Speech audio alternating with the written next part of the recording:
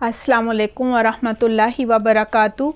आऊज़ु बिल्लाहि मिनश शैतानिर रजीम। बिस्मिल्लाहिर्रहमानिर्रहीम। रब्बिश्रह ली सदरी व यस्सिर ली अमरी वहलुल उक़दतम मिन लिसानी यफ़क़हू क़ौली। रब्बि ज़िदनी इल्मा। अल्लाहुम्मा फ़क़िहना फ़िद्दीन। आमीन। क्या हाल हैं आप सबके? उम्मीद करती हूँ आप सब खैरियत से होंगे। दुआ है अल्लाह सुब्हानहू तआला आप सबको अपनी हिफ्ज़ व बार में रखे, सेहत और आफ़ियत अता फ़रमाए। अल्लाह सुब्हानहू तआला दिन पर बेहतरीन इस्तक़ामत अता फ़रमाए। कुरान का समझना, अमल करना और दूसरों तक पहुँचाना आसान फरमा दे। आमीन अल्लाहुम्मा आमीन।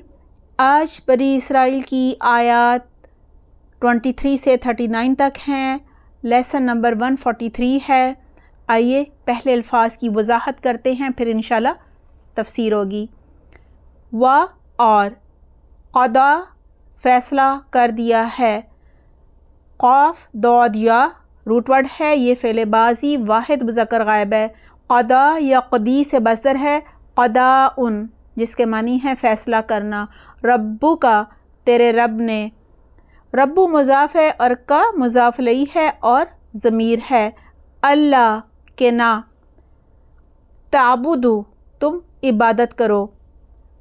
ये फ़ेल मुज़ारे जवाब ज़कर हाजिर है। आबदा या आबुदु से मस्दर है इबादतुन, जिसके मानी है इबादत करना। इल्ला इल्ला के मानी है मगर। ये हर्फ इस्तस्ना है। इयाहू उसी की। वाहिद मुज़क्कर गायब की ये मुनफसला ज़मीर है, मंसूब है ये। व और बिलवालिदैनी साथ वालिदैन के। यहाँ अल वालिदैनी जो है वो मजरूर है। एहसानन मानी है एहसान करो, ये मस्दर है। इम्मा अगर, ये इन और माँ से मिलकर बना है और इन जो है वो शर्तिया है और माँ ज़ायदा है। यबलुगन्ना वो पहुँचे। बा लाम गौइन रूट वर्ड है, ये फ़ेल बाज़ी वाहिद मुज़क्कर गायब है। बानूने ताकीदा सकीला है। बलगा यबलुगु से मस्दर है बुलूगुन, जिसके मानी है पहुँचना। इंदा का तेरे पास। अल किबरा बड़ी उम्र को, बढ़ापे को। काफ बारा रूट वर्ड है, ये इसम मस्दर है। अहदुहुमा उन दोनों में से एक। हमज़ा हा दाल रूट वर्ड है। अहदु मुज़ाफ़ है और हुमा मुज़ाफ़ लई और ज़मीर है। औ मानी है या, ये हरफ़े अतफ़ है। किला हुमा वो दोनों। किला तस्निया है, मुज़क्कर है और हुमा तस्निया मुज़क्कर गायब है। फ़ला तो ना। तक़ुल कहना। ला तक़ुल के मानी होंगे कि तुम ना कहना, ये फ़ेल नहीं वाहिद मुज़क्कर हाजिर है। ला हुमा उन दोनों के लिए। उफ़िन उफ़िन के मानी है उफ़ और हमज़ा फ़ाफ़ा इसका रूट वर्ड है। व और ला तनहर ना तुम झिड़कना। नून हा रा रूट वर्ड है। ला तनहर फ़ेल नहीं वाहिद मुज़क्कर हाजिर है। नहरा यनहरू से मस्दर है नहरुन सख्ती से डांटना। हुमा ज़मीर है। व और कुल कहना, ये फ़ेल अमर वाहिद मुज़क्कर हाजिर है। लहुमा उन दोनों से। क़ौलन बात, ये मौसूफ़ है। करीमन इज़्ज़त वाली, एहतराम वाली, ये मौसूफ़ है। सिफ़त है। करम उनसे सिफ़त मुशब्बा वाहिद मुज़क्कर है, यानी बहुत नरम, बहुत करम वाली, बहुत एहतराम वाली बात। व और इख़्फ़िद तो झुकाओ। ख़ाफ़ा दाद रूट वर्ड है, ये फ़ेल अमर वाहिद मुज़क्कर हाजिर है। ख़ाफ़िदा यख़्फ़िदु से मस्दर है ख़िफ़दन पस्त करना, झुकाना। लहुमा उन दोनों के लिए। जनाहद्दुल्ली बाजू ज़िल्लत का, आर्ज़ी का, फरमाबरदारी का बाजू। जनाहा मुज़ाफ़ है और अद्दुल्ली ये मुज़ाफ़ लई है और मस्दर है। मिनर रहमती रहमत से, शफ़क़त से। وقل اور کہو ربی اے میرے رب ارحمہما رحم کیجئے ان دونوں پر۔ را ہا میم روٹ ورڈ ہے، ارحم جو ہے یہ فعل امر واحد مذکر حاضر ہے، رحمہ یرحمو سے مصدر ہے، رحمتن رحم کرنا، ہما ضمیر ہے، کما جیسا کہ، کا حرف تشبیہ ہے، ما موصولہ ہے، رب یعنی ان دونوں نے پالا مجھ کو۔ ربا یا فعل بازی تثنیہ واحد مذکر غائب ہے، ربا یربی سے مصدر ہے، تربیتن معنی ہے پالنا، اور نی جو ہے وہ نون وقایا ہے، یا ساکن ضمیر ہے واحد متکلم کی۔ صغیرن بچپن میں، چھوٹے ہوتے ہوئے، صاد غین را روٹ ورڈ ہے، صغرن سے یہ صفت مشبہ ہے۔ ربکم تمہارا رب، اعلم زیادہ جانتا ہے، علماً سے یہ افعل التفضیل کا صیغہ ہے، بما ساتھ اس کے جو، ما اسم موصول ہے، فی نفوسکم تمہارے نفسوں میں ہے، تمہارے دلوں میں ہے، نون فا سین روٹ ورڈ ہے، نفوسی مجرور ہے اور مضاف ہے، اس کا واحد ہوتا ہے نفسن، کم مضاف الیہ اور ضمیر ہے، ان معنی ہے اگر، یہ شرطیہ ہے، تکونو تم ہوگے، یہ فعل مضارع جمع مذکر حاضر ہے، صالحین نیک، صاد لام ہا روٹ ورڈ ہے، صلاحن سے یہ اسم فاعل جمع مذکر ہے، اس کا واحد ہوتا ہے صالحن، فَإِنَّهُ تو یقیناً وہ، کان ہے، لِلْأَوَّابِین رجوع کرنے والوں کے لیے، حمزہ واو با روٹ ورڈ ہے، شروع میں لی حرف جر ہے، الاوابین مجرور ہے، اوبون سے مبالغے کا صیغہ ہے، غفوراً بخشنے والا ہے، بخشش فرمانے والا، غفرانٌ مصدر سے یہ مبالغے کا صیغہ ہے، وا اور آتی تو دے، یہ فعل امر واحد مذکر حاضر ہے، آتا یؤتی سے مصدر ہے، ایتاء دینا، ذل قربا رشتہ داروں کو، ذا مضاف ہے، القربہ مضاف الیہ ہے، اسم اور مصدر ہے، حقہ حق ان کا، حقہ مضاف ہے، ہو مضاف الیہ اور ضمیر ہے، وا اور المسکین مسکین کو، یہ اسم مفرد ہے اور اس کی جمع ہوتی ہے المساکین، وابن السبیل اور مسافر کو، یہاں ابنا جو ہے وہ مضاف ہے اور السبیل یہ مضاف الیہ ہے، وا اور لا تبذر نہ تو بیجا خرچ کر، با زال را روٹ ورڈ ہے، یہ فعل نہیں واحد مذکر حاضر ہے، بزارا یبذرو سے مصدر ہے، تبذیراً فضول خرچی کرنا، تبذیراً بیجا خرچ کرنا، فضول خرچی کرنا، با زال را روٹ ورڈ ہے، مصدر ہے، ان بے شک حرف مشبہ بالفعل ہے، المبذرین بے شک، انہو کے معنی ہے اور المبذرین کے معنی ہے فضول خرچ لوگ، ان المبذرین بے شک فضول خرچ لوگ، یہ بن جائے گا اس کا ترجمہ۔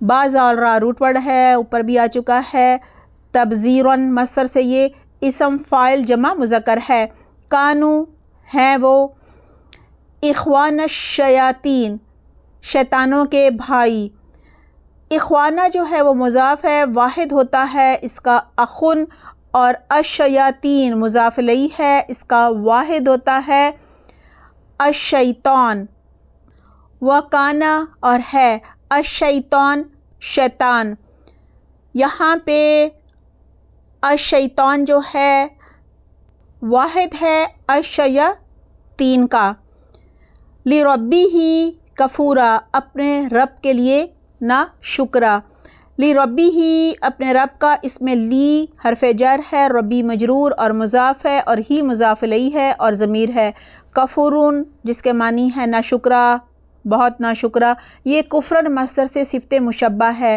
وا اور اما اگر، تعرضن تم اعراض برتو، عین را ضاد روٹ ورڈ ہے، یہ فعل مضارع واحد مذکر حاضر ہے، بانون تاکید ثقیلہ ہے، اعرض یعرض سے مصدر ہے، اعراضاً اعراض برتنا یا اعراض کرنا، عنہم ان سے، ابتغاء چاہنے کو،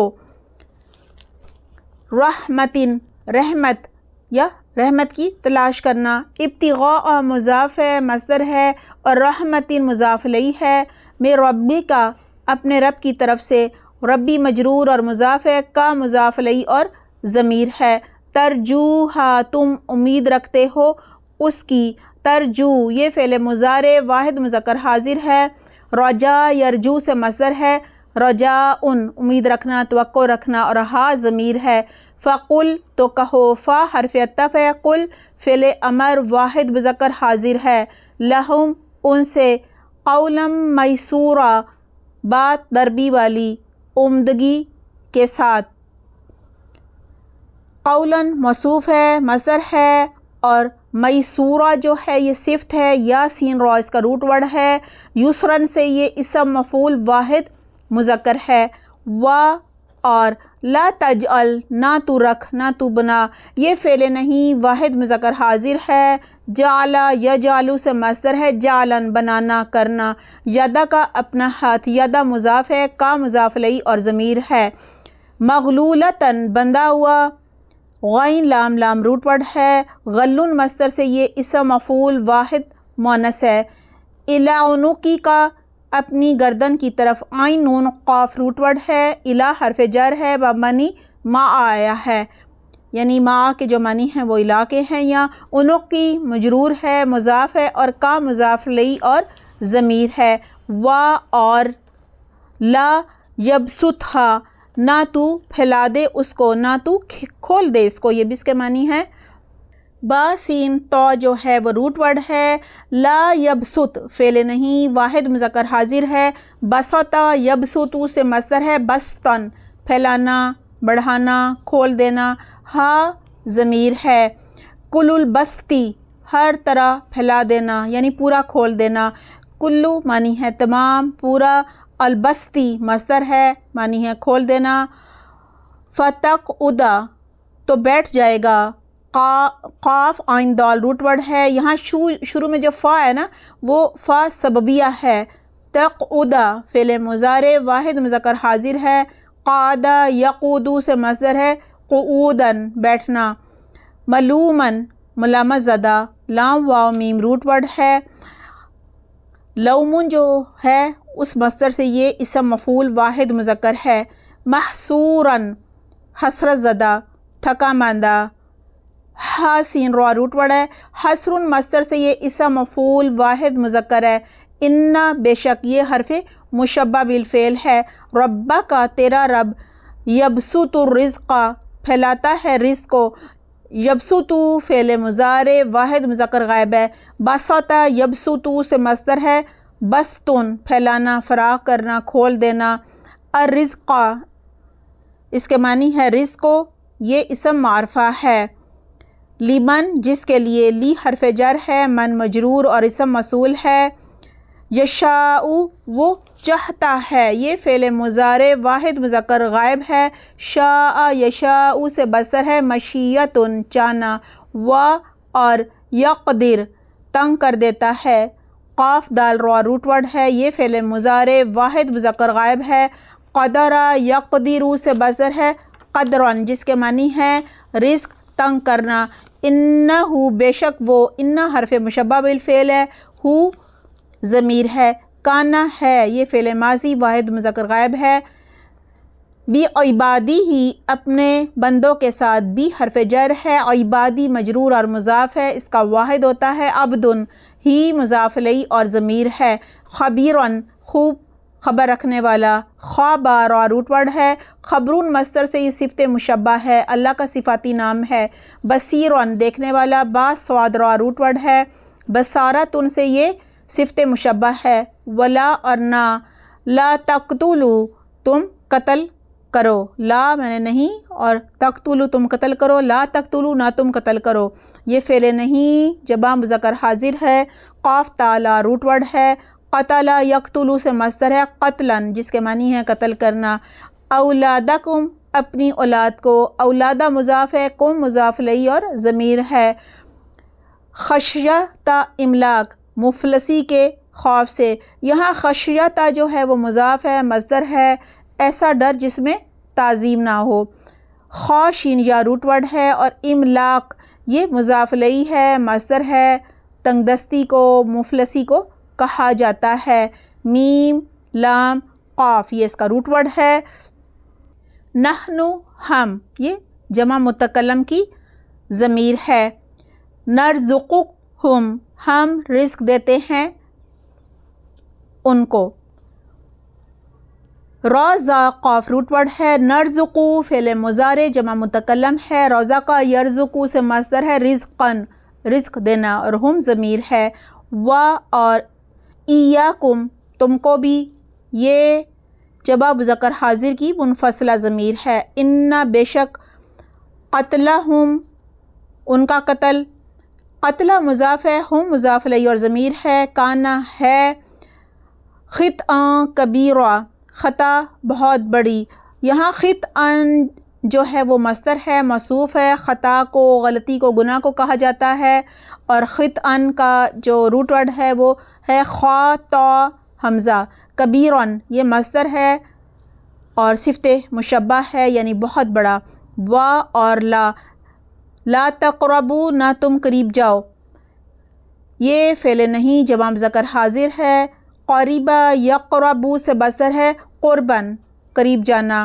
الزنا زنا کے، انہو بے شک وہ یا کیونکہ وہ، کانا ہے، فاحشتاً بے حیائی. فحاشین روٹ ورڈ ہے، یہ اسم ہے، ایسی برائی کو کہتے ہیں جس کا اثر دوسروں پر بھی پڑتا ہو. و اور ساء برا یہ فعل ضم ماضی واحد مذکر غائب ہے. ساء یسوء سے مصدر ہے، سوء برا کرنا یا وہ برا ہے. سبیلاً راستہ، سین با لام روٹ ورڈ ہے.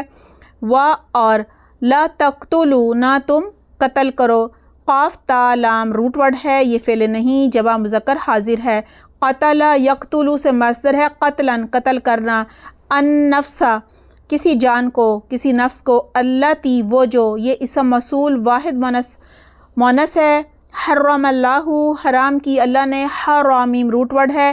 حرم فعل ماضی واحد مذکر غائب ہے. حرم یحرم سے مصدر ہے، تحریماً حرام کرنا. اللہ اللہ نے. الا مگر یہ حرف استثناء ہے. بالحق کی حق کے ساتھ. الحق کی مجرور ہے. و اور من جو یہ اسم موصول شرطیہ ہے. قتلا قتل کیا گیا یہ فعل ماضی مجہول واحد مذکر غائب ہے. قتل یقتل سے مصدر ہے، قتلاً قتل کرنا. مظلوماً ظلم کے ساتھ. ظلم مصدر سے یہ اسم مفعول واحد مذکر ہے. فقد تو تحقیق. فا حرف عطف ہے، قد حرف تحقیق ہے، معنی ہے یقیناً. جعلنا بنایا ہم نے، یہ فعل ماضی جمع متکلم ہے. جعل یجعل سے مصدر ہے، جعلاً بنانا، کرنا، رکھنا. لی ولی ہی اس کے ولی کے لیے. لی حرف جر ہے، ولی مجرور ہے، مضاف ہے، ولی کو کہا جاتا ہے. اور ہی مضاف الیہ اور ضمیر ہے. سلطاناً اس کے معنی ہے حق، قوت، غلبہ، اختیار، اقتدار. فلا یسرف تو نہ وہ زیادتی کرتے، نہ وہ حد سے بڑھتے. سین را فا روٹ ورڈ ہے، فا حرف عطف ہے. لا یسرف یہ فعل مضارع منفی واحد مذکر غائب ہے. اسرافا یسرفو سے مصدر ہے، اسرافاً حد سے بڑھنا، زیادتی کرنا یا وہ حد سے بڑھے. فی القتل قتل کرنے میں. فی حرف جر ہے، القتلی مجرور اور مصدر ہے. انہو بے شک وہ، کانا ہے، منصوراً مدد کیا ہوا. نون صاد را روٹ ورڈ ہے. نصرن سے یہ اسم مفعول واحد مذکر ہے. و اور لا تقربوا نہ تم قریب جاؤ یہ فعل نہیں جمع مذکر حاضر ہے. قریبا یقربو سے مصدر ہے، قرباً قریب جانا. مال الیتیمی یتیم کے مال کے. یا تامیم روٹ ورڈ ہے، مالا مضاف ہے، الیتیمہ جو ہے، الیتیمی یہ مضاف الیہ ہے. الا مگر یہ حرف استثناء ہے. باللاتی ساتھ اس طریقے کے. اللاتی اسم موصول واحد مونث ہے. ہیا وہ واحد مونث غائب کی ضمیر ہے. احسنوا احسنو کے معنی ہے زیادہ اچھا ہے، حسن سے یہ افعل التفضیل کا صیغہ ہے، حتی یہاں تک کہ یہ حرف غایت ہے، یبلغا وہ پہنچ جائے، با لام غین روٹ ورڈ ہے، یہ فعل مضارع واحد مذکر غائب ہے، بلغا یبلغو سے مصدر ہے، بلوغن پہنچنا، اشدہ اپنی جوانی کو، اشدہ جو ہے اس کا روٹ ورڈ ہے شین دال دال، اور اس میں اشدہ مضاف ہے، معنی ہے زور جوانی، اور ہو جو ہے وہ مضاف الیہ اور ضمیر ہے، وا اور اوفو پورا کرو، یہ فعل امر جمع مذکر حاضر ہے، اوفا یوفی سے مصدر ہے، ایفاءن وعدہ پورا کرنا، بالعہدی عہد کو، عین ہا دال روٹ ورڈ ہے، بی حرف جر ہے، العہدی مجرور ہے، ان العہدہ معنی ہے کیونکہ عہد، کانا ہے مسئولا پوچھا جانے والا، سین حمزہ لام روٹ ورڈ ہے، سوالن سے یہ اسم مفعول واحد مذکر ہے، وا اور اوفو پورا کرو، الکیلا ناپ، کاف یا لام روٹ ورڈ ہے، یہ مصدر ہے منصوب ہے، غلے سے پیمانہ بھرنا، اس کے معنی ہے اذا معنی ہے جب، یہ ظرف زمان مستقبل ہے بمعنی شرط آیا ہے، کل تم نپو تم، کاف یا لام روٹ ورڈ ہے، یہ فعل ماضی جمع مذکر حاضر ہے، کالا یکیلو سے مصدر ہے، کیلن معنی ہے ناپنا، اذا کی وجہ سے ترجمہ ہوگا تم ناپو، وا اور وزینو تولو، یہاں پہ وا کے معنی ہے اور زینو کے معنی ہے تولو، زینو فعل امر جمع مذکر حاضر ہے، وزنا یا زینو سے مصدر ہے، وزنن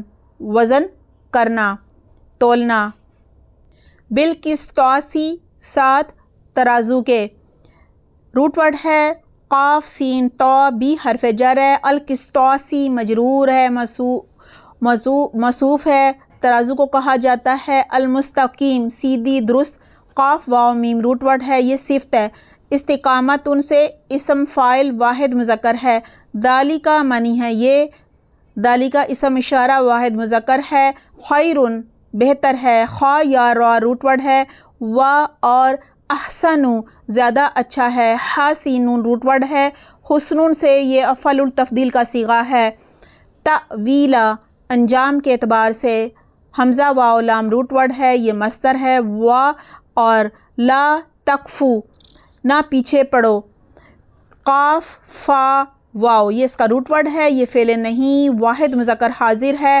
قفا یکفو سے مصدر ہے، کفون کفوون کسی کے پیچھے چلنا یا پیچھا کرنا، ما معنی ہے جو، یہ اسم موصول ہے، لیسا نہیں فعل ناقص ماضی واحد مذکر غائب ہے، اس کا مضارع اور فعل امر نہیں ہوتا، لکا تیرے لیے، لا حرف جر ہے، کا مجرور ہے، بھی اس کا، علم کوئی علم یہ اسم نکرہ ہے، اور السمع اس کے معنی ہے کان، وا اور البصر آنکھ بینائی، با صاد را روٹ ورڈ ہے، وا اور الفؤاد دل، فا حمزہ دال روٹ ورڈ ہے، معرف باللام ہے، حالت نصب ہے، جمع ہے افئدۃن، کلو اولئک اس کے معنی ہے یہ سب، کلو کے معنی ہے تمام یا ہر ایک، اولئک اسم اشارہ جمع مذکر بعید ہے،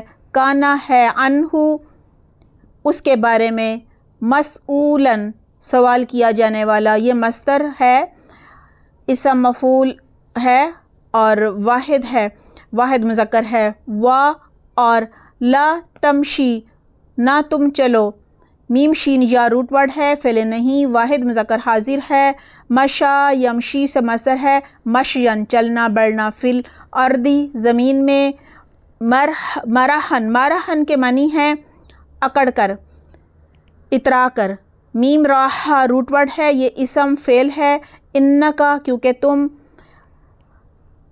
لن ہرگز نہیں، اور اگر ہم کہیں لن تغرقا تو معنی ہوں گے ہرگز نہیں تم پھاڑ سکتے، غین را قاف روٹ ورڈ ہے، فعل مضارع منفی تاکید بالن واحد مذکر حاضر ہے، غرق یغرقو سے مصدر ہے، غرقن جس کے معنی ہے پھاڑنا، الارض زمین، و اور لن تبلغا اس کے معنی ہے لن تبلغا ہرگز نہیں تم پہنچ سکتے۔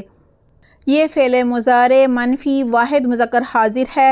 بلغ یبلغ سے مصدر ہے بلوغ جس کے معنی ہے پہنچنا، الجبال پہاڑوں کو اس کا واحد ہوتا ہے جبل، طولن اونچائی میں بلندی میں، طولا یا طولو کا مصدر ہے طولن، کلو ہر، ذالکا یہ، کانا ہے، سیئہ سیئہ کے معنی ہے اس کی برائی، عند ربک تیرے رب کے نزدیک، مکروہن اس کے معنی ہے مکروہ ناپسندیدہ، کاف را روٹ ورڈ ہے، اور کراہت مصدر سے یہ اسم مفعول واحد مذکر ہے، ذالکا یہ، مما اس میں سے جو، اوحا جو وحی کی، یہ فعل ماضی واحد مذکر غائب ہے، اوحا یوحی سے مصدر ہے ایحاہن وحی کرنا، الیکا تیری طرف، ربک آپ کے رب نے، من الحکمتی حکمت میں سے، ولا تجعل نہ تم بناؤ مع اللہ اللہ کے ساتھ، الہًا آخر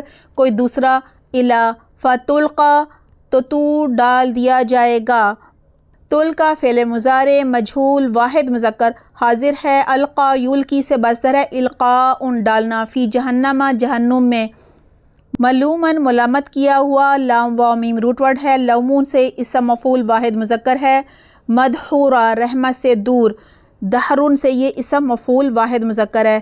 آئیے تلاوت سنتے ہیں۔ اعوذ باللہ من الشیطان الرجیم، بسم اللہ الرحمن الرحیم،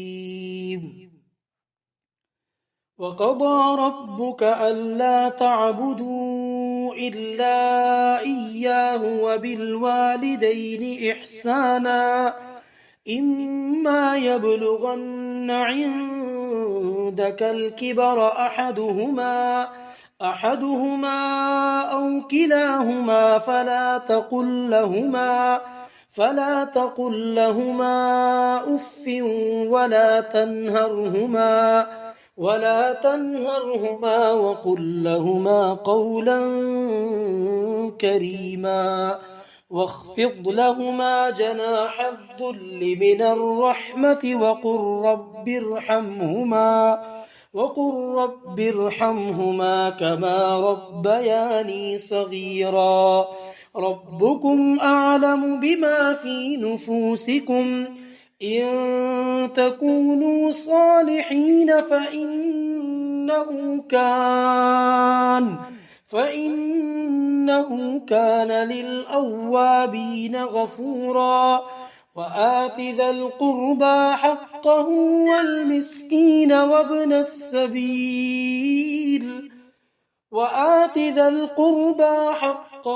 والمسكين وابن السبيل ولا تبذر تبذيرا إن المبذرين كانوا إخوان الشياطين وكان الشيطان لربه كفورا وإما تعرضن عنهم ابتغاء رحمة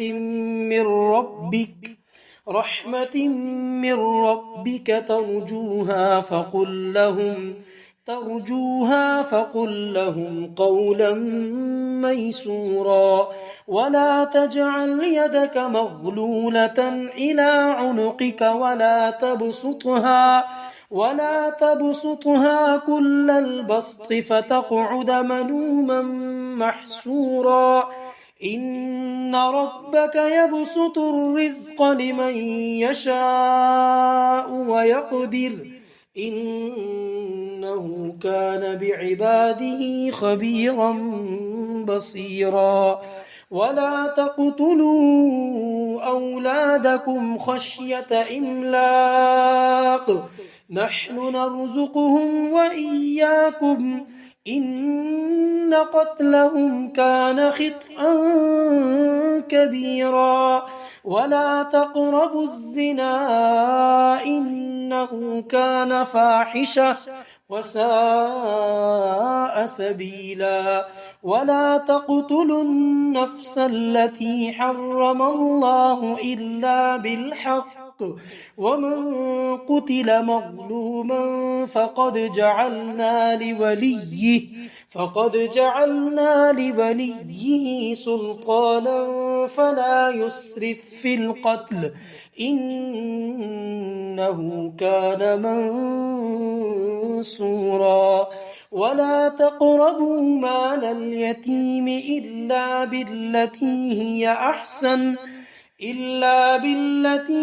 أحسن حتى يبلغ أشده وأوفوا بالعهد إن العهد كان مسؤولا وأوفوا الكيل إذا كلتم وزنوا بالقسطاس المستقيم ذلك خير وأحسن تأويلا ولا تقف ما ليس لك به علم إن السمع والبصر والفؤاد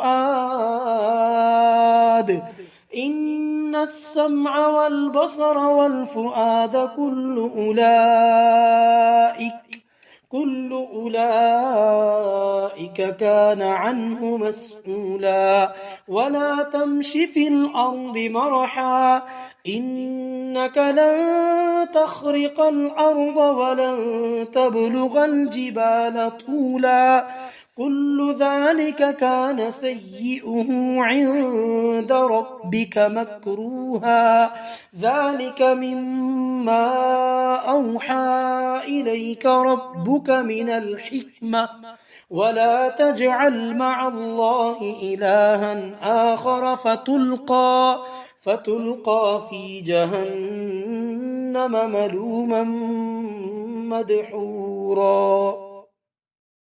آج کی آیات اخلاقیات کے بیان کا نچوڑ ہیں۔ ان آیات میں وہ اصول بتائے جا رہے ہیں جو ایک اسلامی معاشرے کی تعبیر کے لیے بے حد ضروری ہوتے ہیں۔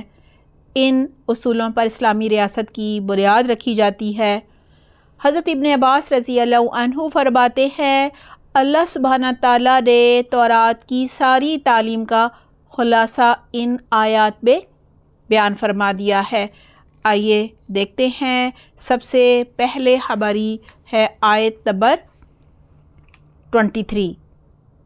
وَقَضَى رَبُّكَ أَلَّا تَعْبُدُوا إِلَّا إِيَّاهُ وَبِالْوَالِدَيْنِ إِحْسَانًا إِمَّا يَبْلُغَنَّ عِندَكَ الْكِبَرَ أَحَدُهُمَا أَوْ كِلَاهُمَا فَلَا تَقُل لَّهُمَا أُفٍّ وَلَا تَنْهَرْهُمَا وَقُل لَّهُمَا قَوْلًا كَرِيمًا۔ ترجمہ ہے اور تمہارے رب نے یہ حکم دیا ہے کہ اس کے سوا کسی کی عبادت نہ کرو اور والدین کے ساتھ اچھا سلوک کرو۔ اگر والدین میں سے کوئی ایک یا دونوں تمہارے پاس بڑھاپے کو پہنچ جائیں تو انہیں اف تک نہ کہو اور نہ انہیں جھڑکو، بلکہ ان کے ساتھ عزت کے ساتھ بات کرو۔ سب سے پہلے کہا جا رہا ہے وَقَضَى رَبُّكَ أَلَّا تَعْبُدُوا إِلَّا إِيَّاهُ بِالْوَالِدَيْنِ إِحْسَانًا۔ آپ کے رب نے فیصلہ کر دیا ہے کہ تم اس کے سوا کسی کی عبادت نہ کرو اور والدین کے ساتھ احسان کا معاملہ کرو۔ یہاں سب سے پہلے تو توحید کا اقرار جو ہے وہ لیا گیا ہے۔ وَقَضَى رَبُّكَ أَلَّا تَعْبُدُوا إِلَّا إِيَّاهُ، اور آپ کے رب نے فیصلہ کر دیا ہے کہ اس کے سوا کسی کی عبادت نہ کرو۔ یہی اقرار اللہ سبحانہ تعالیٰ نے عہد الست میں ہم سب سے لیا تھا، یعنی قیامت تک کی تمام روحوں کو حضرت آدم علیہ السلام کی پشت سے نکالا تھا اور سب سے پوچھا تھا کہ تمہارا رب کون ہے؟ کیا میں تمہارا رب نہیں ہوں؟ تو سب نے جواب دیا تھا کہ کیوں نہیں، بلا کیوں نہیں، ہم اس کا اقرار کرتے ہیں، یعنی آپ ہی ہمارے رب ہیں۔ اللہ سبحانہ تعالیٰ نے ہر دور میں پیغمبر بھیجے، آسمانی کتابیں بھیجیں، اور انہوں نے پیغمبروں نے توحید پر قائم رہنے کا اقرار جو ہے وہ بار بار اپنی اقوام سے لیا۔ کیوں؟ تاکہ قیامت کے دن کوئی یہ بہانہ نہ بنا سکے کہ ہمیں تو کسی نے توحید کا پیغام ہی نہیں دیا، اگر کوئی دیتا تو ہم ضرور ایمان لے کر آتے، ہم توحید پر قائم رہتے، ہم شرک نہ کرتے۔ دیکھیں سورۃ البقرہ کی آیت نمبر 83 میں بھی یہی عہد لیا گیا تھا، وہاں تھا وَإِذْ أَخَذْنَا مِيثَاقَ بَنِي إِسْرَائِيلَ لَا تَعْبُدُونَ إِلَّا اللَّهَ وَبِالْوَالِدَيْنِ إِحْسَانًا، اور وہ وقت یاد کرو جب ہم نے بنی اسرائیل سے پختہ عہد لیا تھا کہ تم اللہ کے سوا کسی کی عبادت نہیں کرو گے اور والدین کے ساتھ اچھا سلوک کرو گے۔ اسی طرح سورۃ النساء کی آیت نمبر 36 اور سورہ لقمان کی آیت نمبر 14 میں بھی یہی حکم دیا گیا تھا۔ سورۃ النساء میں تھا وَاعْبُدُوا اللَّهَ وَلَا تُشْرِكُوا بِهِ شَيْئًا وَبِالْوَالِدَيْنِ إِحْسَانًا۔ آئیے جانتے ہیں ہم صرف ایک اللہ کی عبادت کیوں کریں۔ دیکھیں اللہ ہمارا خالق ہے، بالق ہے، رازق ہے، مدبر ہے، اس نے ہماری تقدیر بنائی ہے، اور اللہ سبحانہ تعالیٰ جو ہیں وہ قیامت کے دن کے بھی مالک ہوں گے، اس دن بھی ہمارا حساب اللہ نے لینا ہے، اور اس کائنات کا نظام بھی اللہ سبحانہ تعالیٰ تنہا چلا رہے ہیں، کوئی شریک نہیں ہے۔ اللہ سبحانہ تعالیٰ اپنی ذات پہ، اپنی صفات پہ یکتا ہے، یعنی کوئی اس کی صفات پہ شامل نہیں ہے، شریک نہیں ہے، یعنی وہ وحدہ لا شریک ہے۔ لہٰذا اللہ سبحانہ تعالیٰ یہاں ہمیں حکم دے رہے ہیں کہ ہم صرف اسی ایک اللہ کی عبادت کریں، صرف اسی کے آگے جھکیں، صرف اسی کی اطاعت کریں، اسی کو سجدہ کریں، اسی سے دعائیں مانگیں، یعنی اسی کے آگے گڑ گڑائیں، اور اس کے ساتھ کسی دوسرے کو شریک نہ ٹھہرائیں، کوئی اور الہ نہ بنائیں، کوئی معبود نہ بنائیں۔ یعنی اللہ سبحانہ تعالیٰ کے ہم پر سب سے زیادہ احسان ہے، ہماری ضرورت کی ہر چیز اس نے پیدا کی نا، یہ کائنات سجائی، اور اسی طرح اللہ تعالیٰ نے ہمارے لیے ہدایت کا بھی انتظام کیا، آسمانی کتابیں نازل کیں، پیغمبر آئے، اور دیکھیں اب جو قرآن ہے قیامت تک کے لیے ہدایت کی کتاب ہے نا، اور قرآن میں بھی بار بار کہا گیا کہ شرک نہ کرو، اور صرف ایک اللہ کی عبادت کا حکم دیا گیا۔ اور قرآن میں جب بھی اللہ سبحانہ تعالیٰ کا ذکر آیا تو فوراً اس کے بعد اللہ کا حق ادا کرنے کا، خاص طور پہ جب حکم آیا تو اس کے فوراً بعد والدین کا ذکر آیا کہ ان کا حق ادا کرو، کیونکہ اللہ سبحانہ تعالیٰ کے بعد ہم پر سب سے زیادہ احسان جو ہے وہ ہمارے والدین کے ہوتے ہیں۔ کہا جا رہا ہے اس آیت میں وَبِالْوَالِدَيْنِ إِحْسَانًا، اور والدین کے ساتھ احسان کرو، کیونکہ اللہ سبحانہ تعالیٰ کی طرف سے وہ ہمیں دنیا میں لانے کا ذریعہ بنائے گئے ہیں، یہ اللہ کا فیصلہ تھا۔ اور ہمارے والدین نے جب ہم بالکل ہی خود کچھ بھی کرنے کے قابل نہیں تھے، ہمیں پالا پوسا، ہماری سب ضرورتوں کا خیال رکھا، اور دیکھیں ہماری دیکھ بھال کے لیے بے شمار قربانیاں دی انہوں نے۔ لہٰذا یہی کہا جا رہا ہے اما یبلغن عندک الکبر احدہما او کلاہما، اگر والدین میں سے کوئی ایک یا دونوں تمہارے پاس بڑھاپے کو پہنچ کر آئیں، تو کہا جا رہا ہے کہ فَلَا تَقُل لَّهُمَا أُفٍّ وَلَا تَنْهَرْهُمَا وَقُل لَّهُمَا قَوْلًا كَرِيمًا، تو انہیں اف تک نہ کہو اور انہیں نہ جھڑکو، بلکہ ان سے عزت کے ساتھ بات کیا کرو۔ اللہ سبحانہ تعالیٰ کے بعد جیسا کہ پہلے بات ہوئی، والدین کا سب سے زیادہ حق ہوتا ہے ہم پر۔ ہمارے ہاں دیکھیں ایک بات تو مشہور کر دی گئی ہے کہ اللہ اپنے حقوق معاف فرما دے گا، بندوں کے معاف نہ ہوں گے جب تک کہ بندے خود نہ معاف فرمائیں۔ ایسا بالکل نہیں ہے، اللہ سبحانہ تعالیٰ نے ہر جگہ اپنا حق والدین سے بھی زیادہ رکھا ہے، یعنی والدین کی ہر جائز بات ماننی ہے، لیکن اگر والدین اللہ کے حقوق میں کمی کرنے کو، شرک کرنے کو کہیں، یا اللہ کے جو احکامات ہیں ان کی خلاف ورزی کرنے کو کہیں، تو وہ ہم نے بالکل نہیں بات ماننی۔ یعنی ہمارے جو والدین ہیں ان کی وہی بات مانی جائے گی جو قرآن و سنت کے مطابق ہوگی۔ اور لوگوں کو دیکھیں بہت بڑی غلط فہمی ہوئی ہے کیونکہ اللہ سبحانہ تعالیٰ نے فرمایا ہے اگر کوئی بڑے سے بڑا گناہ کر کے سچی توبہ کر لے تو اللہ معاف فرما دے گا۔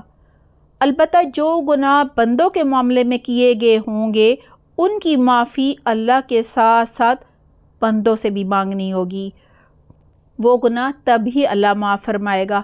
دیکھیں فرض کیجئے کسی نے کسی کا بچہ اغوا کر لیا ہو، اب بچہ ماں باپ کو واپس نہ کرے اور اللہ کے سامنے توبہ کرتا رہے، ماں باپ وہاں تڑپتے رہیں، تو اس طرح تو معافی نہیں ہوگی۔ یا کسی نے کسی کی گاڑی جو ہے وہ چوری کر لی، اب گاڑی میں جا رہا ہے اور توبہ کر رہا ہے، اور جس کی گاڑی لے کر آیا چوری کر کے وہ وہاں پریشان ہے، تو ایسے تو توبہ نہیں ہوتی نا، پہلے چیز تو واپس کرو، بچہ تو واپس کرو۔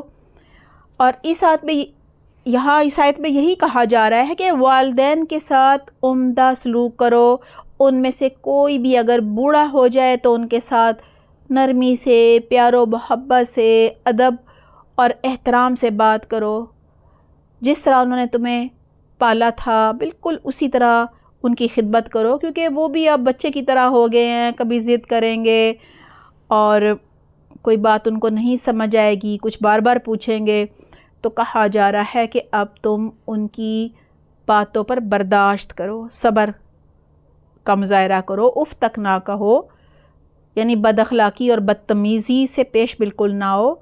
کوئی بات ان کی ناگوار گزر رہی ہے، پسند نہیں آ رہی، تو صبر کرو، برداشت کرو، ان کے ساتھ ہمیشہ ہر حال میں نرمی کا رویہ رکھو، عاجزی کے ساتھ ان کے سامنے پیش آؤ۔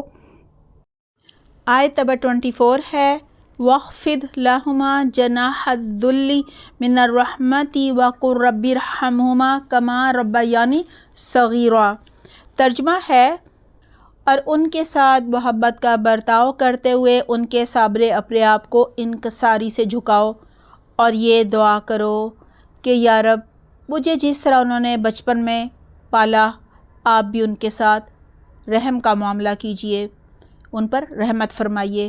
یہاں سب سے پہلے ہے وَاخْفِضْ لَهُمَا جَنَاحَ الذُّلِّ مِنَ الرَّحْمَةِ، اور جھکائے رکھو ان کے سامنے اپنے بازو عاجزی اور نیاز مندی سے۔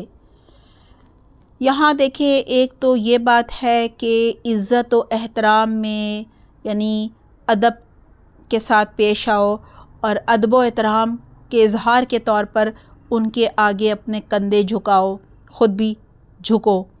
اور دوسرا اس کا یہ معنی ہے کہ جس طرح ہم چھوٹے تھے تو ظاہر ہے ہم کچھ بھی خود سے نہیں کر سکتے تھے، ہمارے والدین نے بڑی مشقتیں اٹھائیں اور بڑی قربانیاں دیں، ہمیں پالا پوسا بڑا کیا، ہماری ہر ضرورت کا خیال رکھا، بالکل اسی طرح اب ہم نے ان کا خیال رکھنا ہے۔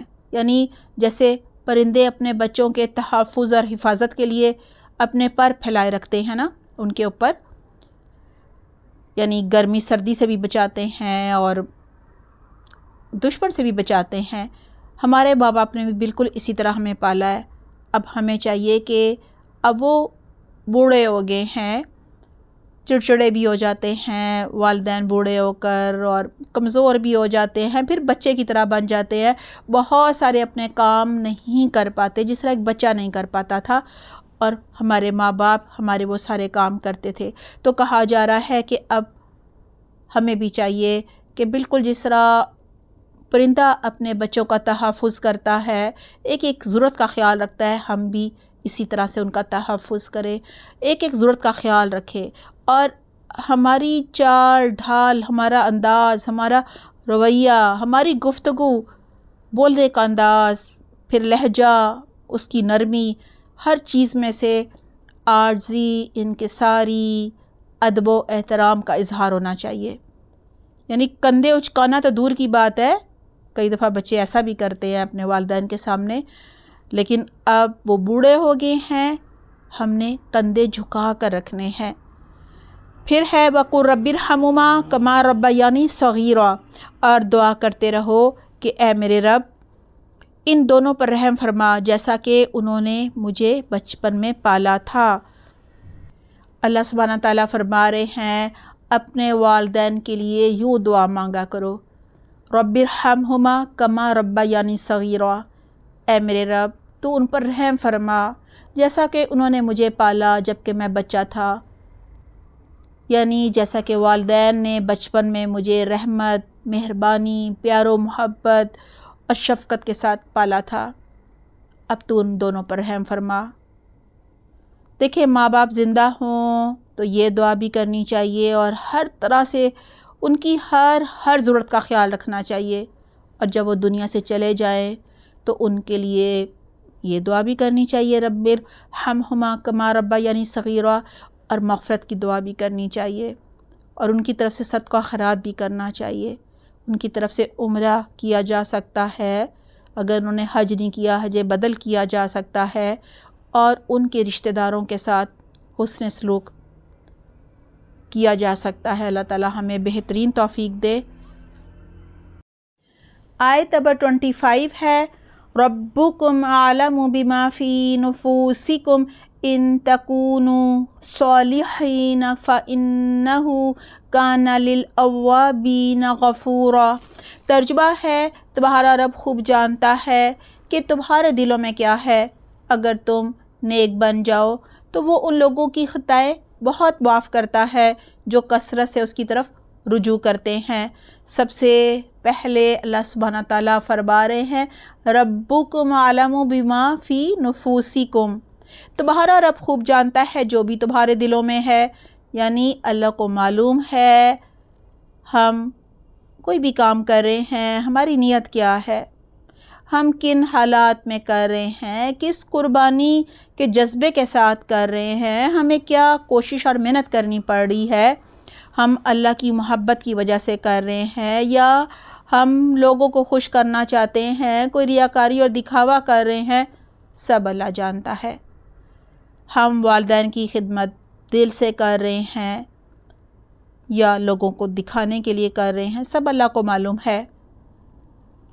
بڑھاپے کی وجہ سے ان کی بہتری کے لیے کبھی کبھی والدین کو کچھ سمجھانا پڑ رہا ہوتا ہے، کبھی کچھ روکنا ٹوکنا پڑ رہا ہوتا ہے، مثلاً دوا نہیں کھا رہے اس کے لیے تھوڑا کہنا پڑتا ہے، ظاہر ہے انہیں بھوک نہیں لگتی، کھانا وقت پہ نہیں کھا رہے ہوتے، تھوڑی زبردستی کرنی پڑ جاتی ہے، پھر احساس ہوتا ہے کہ نہیں غلطی ہو گئی۔ اللہ تعالیٰ فرما رہے ہیں کہ نہیں، اللہ تعالیٰ جو ہیں وہ ہماری نیتوں کو بھی جانتے ہیں، یعنی اللہ ہمارے ظاہری عمل اور رویے کو نہیں دیکھتا صرف، بلکہ ہمارے دلوں کو بھی دیکھتا ہے، ہماری نیتوں اور ارادوں کو بھی جانتا ہے، یعنی ہماری خیرخواہی چھپی ہوتی ہے، اگر ہم انہیں کہہ رہے ہوتے ہیں کہ نہیں وہ وقت پر کھانا کھائیں، نہیں کھا رہے تو تھوڑا ذرا ہم زیادہ ان کو بار بار کہہ رہے ہوتے ہیں کہ نہیں کھائیں، یہ ہو جائے گا وہ ہو جائے گا، وہ ناراض بھی ہو رہے ہوتے ہیں ہمارے اس طرح کہنے سے، تو کہا جا رہا ہے کہ نہیں اللہ کو معلوم ہے کہ تم ان کی بہتری چاہتے ہو اور یہ تمہاری محبت ہے۔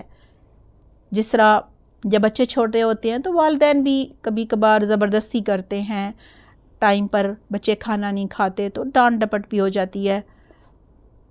آیت کے آخر میں ہے، ان تکونوا صالحین فانہ کان للأوابین غفورا، اگر تم واقعی نیک ہوگے تو وہ رجوع کرنے والوں کو بخشنے والا ہے، یعنی اگر ہم واقعی ایمان رکھتے ہوں گے، اللہ سے ڈرنے والے ہوں گے، اللہ سے ڈرتے ہوئے معاملہ کریں گے، اور پھر بشری تقاضوں اور انسانی کمزوریوں کی وجہ سے کوئی ہم سے کمی کوتاہی ہو جائے گی، کوئی غلطی ہو جائے گی، حالانکہ نیت نافرمانی کی نہیں تھی، تو اللہ سے توبہ ہمیں کر لینی چاہیے، اللہ سے رجوع کر لینا چاہیے، اللہ ضرور معاف فرما دے گا۔ چھوٹی موٹی لغزشوں کو اللہ معاف فرمانے والا ہے۔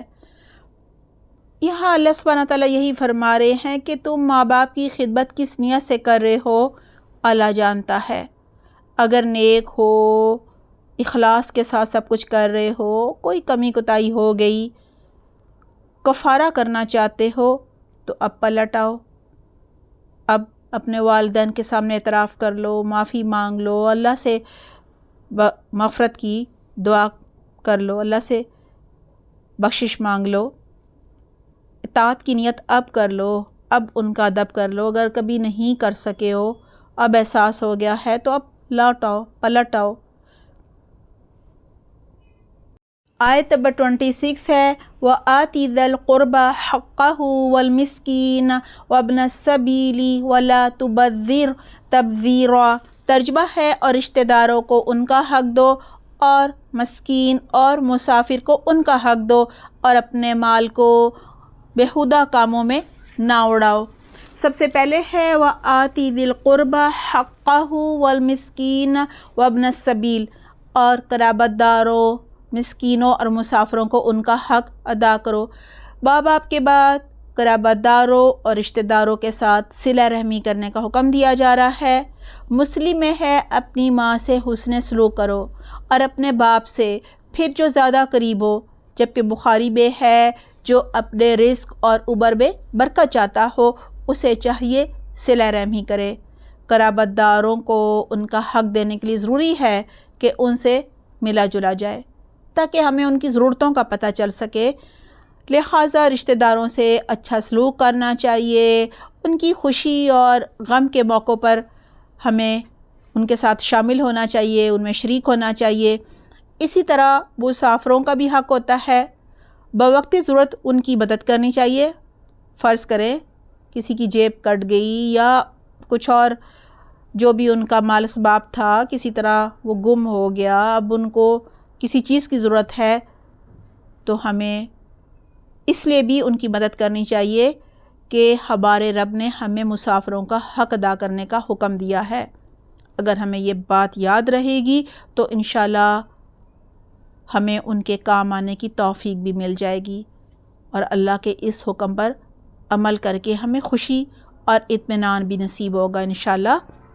آیت کے آخر میں ہے وَلَا تُبَذِّرْ تَبْذِيرًا، اور نہ تو بے جا خرچ کر، بے جا خرچ کرنا۔ تبذیرا کے معنی ہوتے ہیں بے جا خرچ کرنا، بلا ضرورت مال اڑانا، اسراف کرنا، یعنی ضرورت سے زائد خرچ کرنا۔ مثلا کھانا کھانے کی ضرورت ہے، یہ ضرورت 2 روٹیوں اور تھوڑے سے سالن سے پوری ہو جاتی ہے، مگر اسی ضرورت کو پورا کرنے کے لیے ڈھیروں پکوانوں سے دسترخوان کو سجا لینا، یہ اسراف ہے۔ اسی طرح کپڑا انسان کی ضرورت ہے جس کے لیے 2-4 جوڑے کافی ہوتے ہیں، اب کپڑوں سے الماریاں ہی بھر لی جائیں، یہ اسراف ہے۔ اسراف کے مقابلے میں تبذیرا سے مراد ہے بے تحاشا خرچ کرنا جس کی سرے سے ضرورت ہی نہ ہو۔ اللہ سبحانہ تعالیٰ کی ناراضگی اور گناہ کے کاموں پر خرچ کرنا، مثلا شادی بیاہ کی فضول رسموں پر بے جا خرچ کرنا، نام و نمود کے لیے مال خرچ کرنا۔ لہٰذا کہا جا رہا ہے فضول خرچی اور بے جا خرچ کرنے سے بچو تاکہ ضرورت مندوں پر خرچ کر سکو۔ ظاہر ہے اگر اسراف کوئی کرے گا تو وہ تو اپنے اوپر ہی خرچ کرتا رہے گا نا۔ اور پھر یہ بھی ہے کہ انسان کو بخیل بھی نہیں ہونا چاہیے اور نہ ہی فضول خرچ ہونا چاہیے، بلکہ درمیانہ رو ہونا چاہیے۔ اہل ایمان کو چاہیے نہ تو خرچ کرنے میں حد سے گزریں اور نہ ہی ہاتھ کو بالکل ہی روک لیں۔ اللہ تعالیٰ ہمیں بہترین توفیق دے کہ ہم میانہ روی اختیار کریں اور اپنی ضرورتیں جب ہم لمیٹڈ کر لیں گے، فضول خرچی سے بچیں گے تو انشاءاللہ ضرور ہمارے مال میں، وقت میں، صلاحیتوں میں برکت ہوگی اور ہم دوسروں کی بھی مدد کر سکیں گے۔ آیت نمبر 27 ہے ان المبذرین کانوا اخوان الشیاطین وکان الشیطان لربہ کفورا۔ ترجمہ ہے بے شک فضول خرچ لوگ شیطان کے بھائی ہوتے ہیں اور شیطان اپنے رب کا ناشکرا ہے۔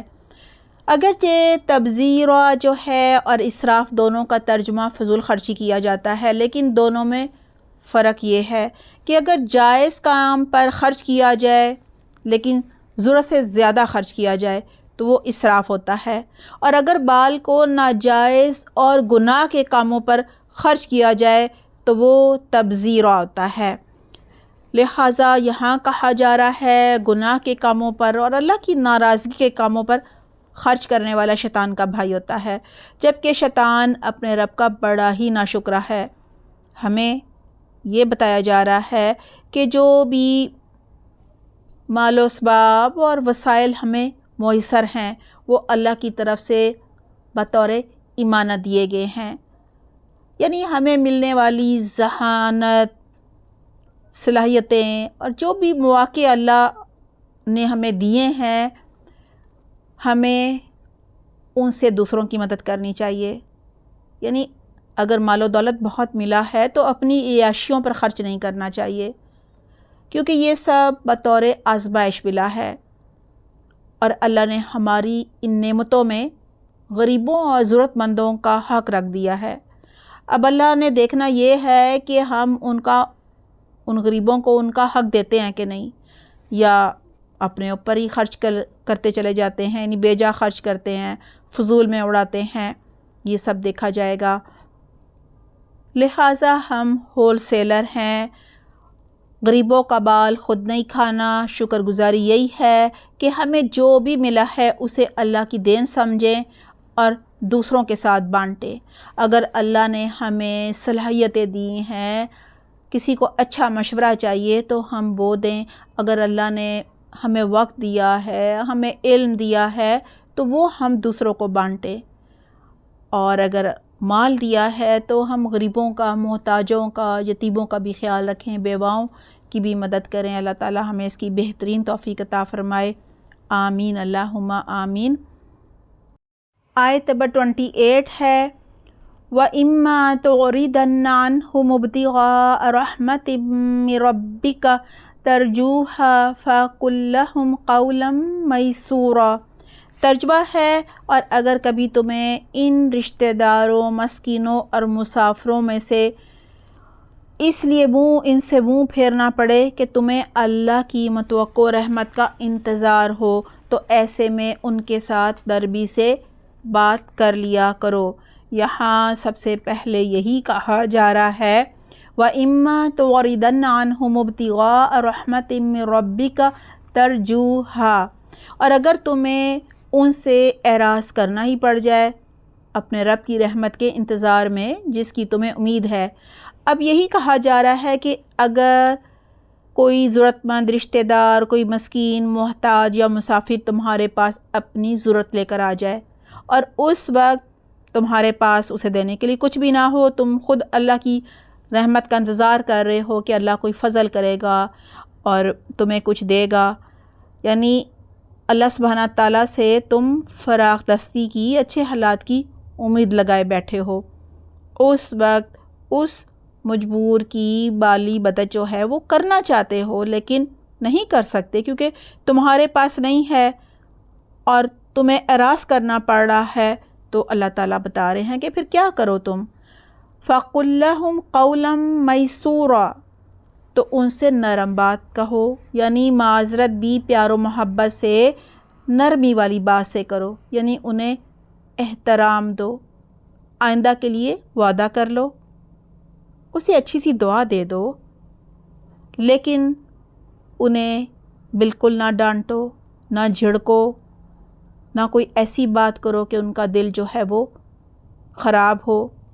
یہ نہ کہو کہ کیا پیچھے پڑ گئے ہو، بلکہ خوبصورت انداز سے اپنی مجبوری بتاؤ، اچھا رویہ اختیار کرو، نرمی سے بات کرو، خیر خواہی والی کوئی بات کرو، محبت سے بات کرو۔ جب ظاہر ہے تم آئندہ کے لیے وعدہ کر لو گے تو تمہارے دل کو بھی تسلی ہوگی اور وہ بھی ظاہر ہے یہ سمجھ جائے گا کہ کرنا چاہ رہے ہو لیکن ابھی حالات سازگار نہیں ہیں، یعنی تمہاری مجبوری سمجھ لے گا تو اس کی دل آزاری بھی نہیں ہوگی۔ آیت نمبر 29 ہے، وَلَا تَجْعَلْ يَدَكَ مَغْلُولَةً إِلَىٰ عُنُقِكَ وَلَا تَبْسُطْهَا كُلَّ الْبَسْطِ فَتَقْعُدَ مَلُومًا مَّحْسُورًا۔ ترجمہ ہے، اور نہ تو تم ایسے بخیل بن جاؤ کہ اپنے ہاتھ کو گردن سے باندھ لو، اور نہ ایسے فضول خرچ کے ہاتھ کو بالکل ہی کھلا چھوڑ دو جس کے نتیجے میں تمہیں قابل ملامت اور کلاش ہو کر بیٹھنا پڑے۔ سب سے پہلے کہا جا رہا ہے کہ وَلَا تَجْعَلْ يَدَكَ مَغْلُولَةً إِلَىٰ عُنُقِكَ، اور نہ باندھ لو اپنے ہاتھ کو اپنی گردن کے ساتھ، یعنی تم نہ تو بخیل بنو کہ اپنے ہاتھ کو اپنی گردن کے ساتھ باندھ لو کہ کسی کو کچھ بھی نہ دو۔ دیکھیں، بخیل وہ ہوتا ہے جو اپنی جائز ضرورتوں پر بھی خرچ نہیں کرتا، اپنے گھر والوں کی جائز ضرورتوں پر بھی خرچ نہیں کرتا۔ تو کہا جا رہا ہے کہ جب ہے تمہارے پاس تو پھر خود کو دینے سے معذور نہ کر لو، بلکہ دوسروں کو دو اور درمیان کا راستہ اختیار کرو۔ یعنی میانہ روی جو ہے وہ اللہ کو محبوب ہے، اور اللہ ان لوگوں کو پسند کرتا ہے جو میانہ روی اختیار کرتے ہیں۔ اور اس کے بعد کہا جا رہا ہے وَلَا تَبْسُطْهَا كُلَّ الْبَسْطِ، مطلب یہ ہے اور نہ اسے بالکل ہی کھلا چھوڑ دو۔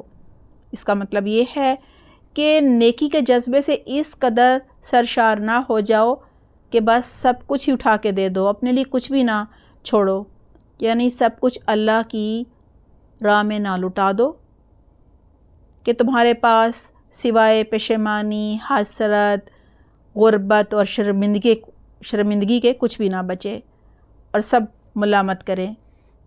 لہٰذا کہا جا رہا ہے مال کی ناقدری کرنے اور فضول خرچی کر کے دوسروں کا محتاج بننے سے اللہ تعالیٰ منع فرما رہے ہیں۔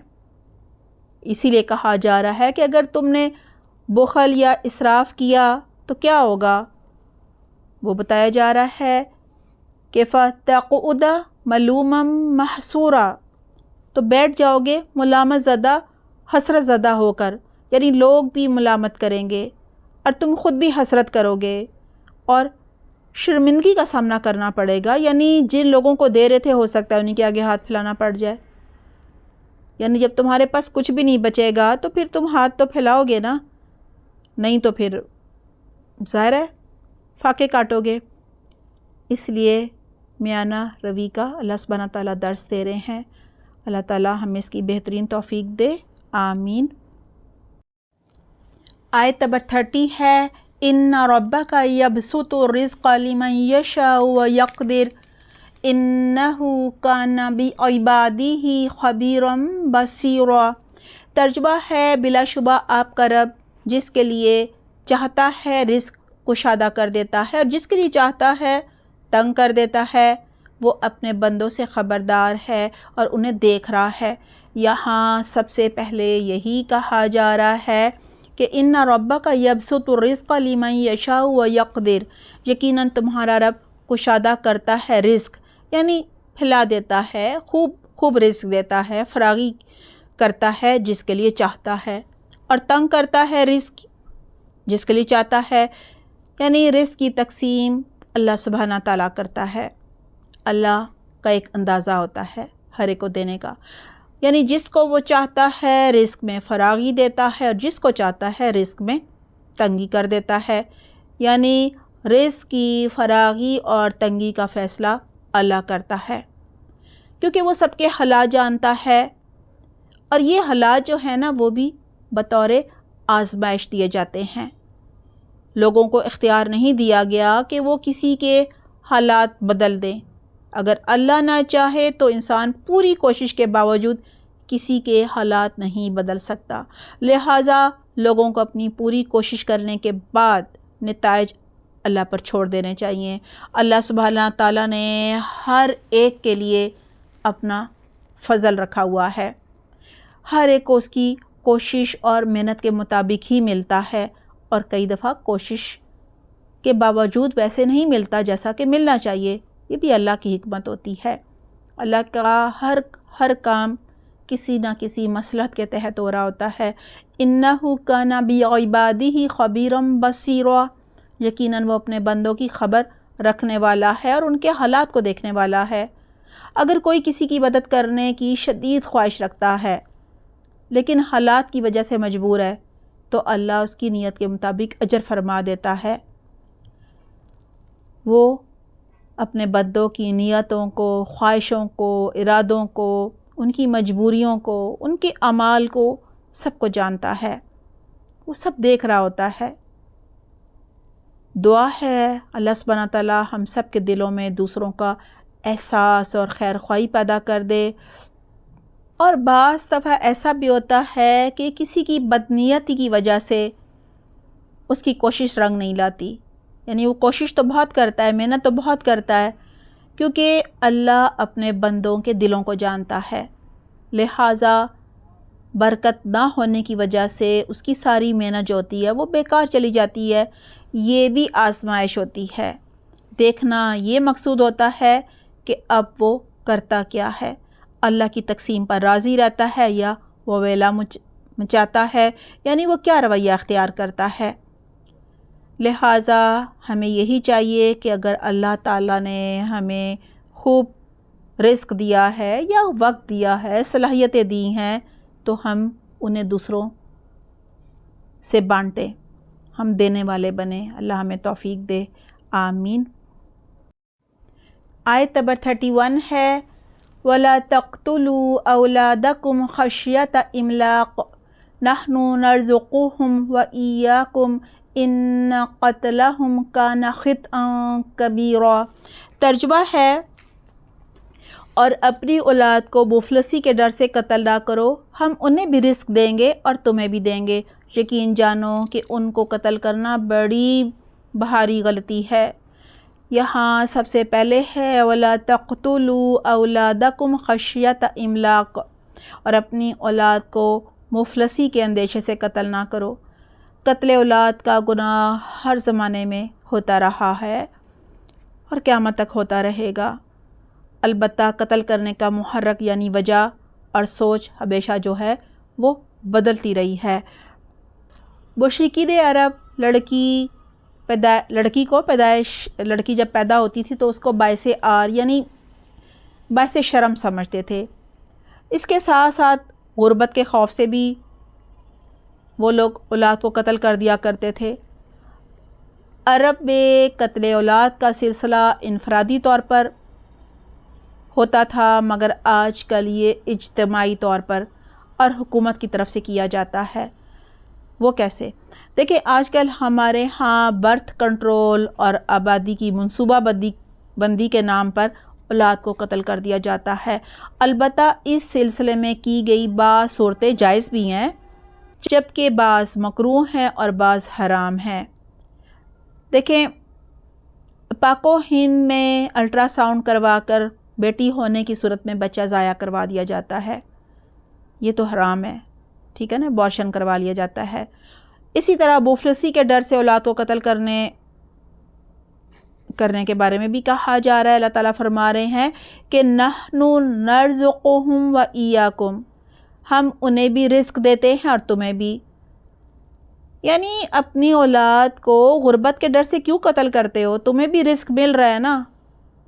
ایسا تو نہیں ہوا کہ تمہارے ماں باپ نے تمہیں قتل کر دیا کہ جی کیسے تمہیں کھلائیں گے؟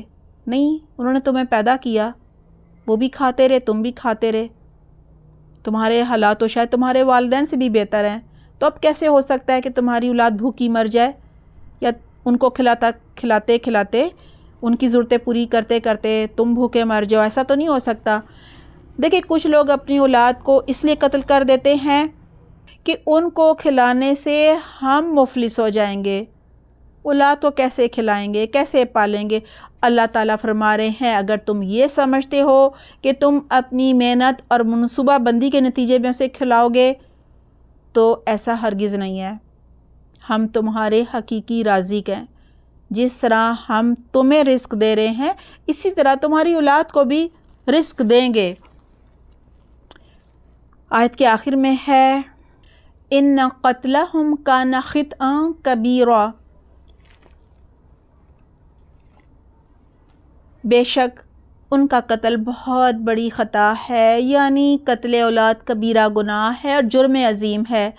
بخاری و مسلم میں ہے، حضرت عبداللہ بن مسعود رضی اللہ عنہ نے پوچھا، یا رسول اللہ، اللہ کے نزدیک سب سے بڑا گناہ کیا ہے؟ آپ صلی اللہ علیہ وسلم نے فرمایا، یہ کہ تم اللہ کا شریک ٹھہراؤ، حالانکہ اسی اکیلے نے تمہیں پیدا کیا ہے۔ وہ کہتے ہیں میں نے پوچھا اس کے بعد؟ آپ صلی اللہ علیہ وسلم نے فرمایا، یہ کہ تم اپنی اولاد کو اس خوف سے مار ڈالو کہ وہ تمہارے ساتھ کھائے گی۔ میں نے کہا اس کے بعد؟ آپ صلی اللہ علیہ وآلہ وسلم نے فرمایا یہ کہ تم اپنی پڑوسن سے زناکاری کرو۔ دیکھیں ناجائز بچوں کو بھی قتل کر دیا جاتا ہے نا، لہٰذا اگر ہم قرآن و حدیث پر عمل کریں گے تو زنا کے اسباب سے بھی بچ جائیں گے، کیونکہ زنا بھی ایک بہت بڑی وجہ ہے جس کی وجہ سے اولاد جو ہے اس کو قتل کیا جاتا ہے۔ قرآن و حدیث کا علم سیکھنا بہت زیادہ ضروری ہے۔ قرآن و حدیث ہی ہمیں غض بصر یعنی غیر محرم پر نظر ڈالنے سے منع فرماتا ہے، اور اسی سے ساری برائیاں آگے جنم لیتی ہیں۔ عورتوں کو اسلام پردے کا حکم دیتا ہے، مردوں کو بھی غض بصر کا حکم دیتا ہے۔ غیر محرم سے تنہائی میں بات کرنا منع کرتا ہے ہمارا مذہب۔ جب یہ سب ہم کریں گے، اپنے دین پر عمل کریں گے، تو انشاءاللہ تعالی قتل اولاد میں بھی بہت کمی واقع ہو جائے گی۔ دعا ہے اللہ سبحانہ تعالی ہم سب کو قرآن و حدیث کا صحیح علم سیکھنے کی توفیق عطا فرمائے، آمین۔ آیت نمبر 32 ہے وَلَا تَقْرَبُوا الزِّنَا إِنَّهُ كَانَ فَاحِشَةً وَسَاءَ سَبِيلًا، اور زنا کے قریب بھی نہ جاؤ کیونکہ وہ بڑی بے حیائی اور برا راستہ ہے۔ سب سے پہلے ہے وَلَا تَقْرَبُوا الزِّنَا، اور زنا کے قریب مت جاؤ۔ یہاں بے حیائی کے کاموں سے منع کیا جا رہا ہے کیونکہ بے حیائی زنا کا باعث بنتی ہے، لہٰذا بے حیائی کرنا ہی دراصل زنا کے قریب جانا ہوتا ہے، اور زنا ہی کی وجہ سے اولاد کا قتل کیا جاتا ہے۔ نکاح کے بغیر کسی سے جسمانی تعلق قائم کرنا زنا ہوتا ہے۔ اگر دونوں غیر شادی شدہ ہوں تو قرآن میں دونوں کی سزا یہ ہے کہ 80 کوڑے دونوں کو مارے جائیں، اور اگر ان میں سے کوئی شادی شدہ ہو تو اس کی سزا رجم کرنا ہے تاکہ وہ دوسروں کے لیے نشان عبرت بنے۔ بعض دفعہ برے جذبات انسان کو اندھا کر دیتے ہیں اور پھر فطرت سے دور کر دیتے ہیں، لہٰذا اس کے منفی اثرات جو ہیں وہ پڑتے ہیں انسان کے اوپر۔ انسان کی فطرت کو جگانے کی ضرورت ہوتی ہے۔ آپ صلی اللہ علیہ وسلم نے ایک نوجوان کو اس طرح سے سمجھایا اور پوچھا کیا تم یہ پسند کرو گے کہ یہ فعل بد کوئی تمہاری ماں کے ساتھ کرے، تمہاری بیوی کے ساتھ کرے، تمہاری بہن کے ساتھ کرے، تمہاری بیٹی کے ساتھ کرے؟ تو ظاہری بات ہے اس نے کہا نہیں۔ دیکھیں پھر کہا جا رہا ہے آیت میں کہ اِنَّهُ كَانَ فَاحِشَةً وَسَاءَ سَبِيلًا، یقیناً یہ بہت بے حیائی کا کام ہے اور بہت ہی برا راستہ ہے، یعنی یہ کھلی برائی ہے اور بے حیائی کی طرف لے کر جاتی ہے، زنا کی طرف لے کر جاتی ہے۔ زنا کی وجہ سے پیدا ہونے والے بچوں کو پھر قتل کر دیا جاتا ہے۔ دیکھیں ماں کے پیٹ میں بھی انہیں ختم کر دیا جاتا ہے اور پیدائش کے بعد بھی۔ یہی وجہ ہے کہ زنا کے اسباب سے بچنے کو کہا جا رہا ہے۔ عورتوں کو بے پردہ ہو کر اور بن سنور کر گھروں سے باہر نہیں نکلنا چاہیے، غیر محرم سے تعلق نہیں رکھنا چاہیے، اختلاط و کلام سے بچنا چاہیے۔ اللہ تعالیٰ بہترین توفیق دے ہم سب کو، آمین۔ آیت نمبر 33 ہے وَلَا تَقْتُلُوا النَّفْسَ الَّتِي حَرَّمَ اللَّهُ إِلَّا بِالْحَقِّ وَمَنْ قُتِلَ مَظْلُومًا فَقَدْ جَعَلْنَا لِوَلِيِّهِ سُلْطَانًا فَلَا يُسْرِفْ فِي الْقَتْلِ إِنَّهُ كَانَ مَنصُورًا۔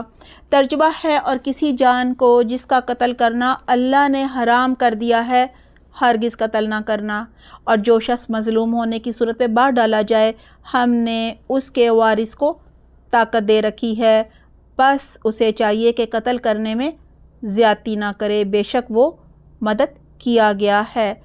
آیت میں سب سے پہلے ہے وَلَا تَقْتُلُوا النَّفْسَ الَّتِي حَرَّمَ اللَّهُ إِلَّا بِالْحَقِّ، اور اس انسانی جان کو قتل نہ کرو جسے اللہ نے حرام ٹھہرایا ہے مگر حق کے ساتھ۔ پچھلی آیت میں تھا زنا اور بے حیائی کے قریب بھی نہ جاؤ، کیونکہ اس کے نتیجے میں اولاد کو قتل کیا جاتا ہے۔ اب اس آیت میں مزید بتایا جا رہا ہے کہ کسی جان کا ناحق قتل کرنا حرام ہے، الا بالحق، مگر حق کے ساتھ، یعنی حق کے ساتھ قتل کیا جا سکتا ہے۔ حق کی وضاحت بھی قرآن نے فرما دی ہے کہ کسی کو قتل کرنے کا حق صرف چند صورتوں میں جائز ہے۔ نمبر 1، قصاص میں قتل کرنا جائز ہے، یعنی کسی شخص کو ظالمانہ طور پر قتل کر دیا گیا ہو تو اس کے ولی اور وارثوں کو یہ حق ہے کہ وہ اگر دیت نہ لینا چاہیں تو عدالتی کارروائی کے بعد قاتل کو قتل کروائیں، پھانسی چڑھوائیں۔ اس بدلے کے قتل کو قصاص کہا جاتا ہے ہماری شریعت میں۔ نمبر 2، شادی شدہ زانی کو رجم کرنا بھی جائز ہے۔ پھر آیت میں کہا جا رہا ہے وَمَنْ قُتِلَ مَظْلُومًا فَقَدْ جَعَلْنَا لِوَلِيِّهِ سُلْطَانًا فَلَا يُسْرِفْ فِي الْقَتْلِ، اور جسے قتل کر دیا گیا مظلومی میں تو اس کے ولی کو ہم نے اختیار دیا ہے، یعنی اگر کسی کو ناحق یعنی بغیر کسی جرم کے قتل کر دیا گیا ہو تو اب مقتول کے ورثاء کے پاس اختیار ہوتا ہے کہ قاتل کو معاف کرنا چاہیں تو معاف کر دیں، یا پھر دیت یعنی خون بہا لے لیں، یا پھر جان کے بدلے جان لینے پر اصرار کریں اور عدالت سے سزا دلوائیں، یعنی پھانسی کی سزا دلوائیں۔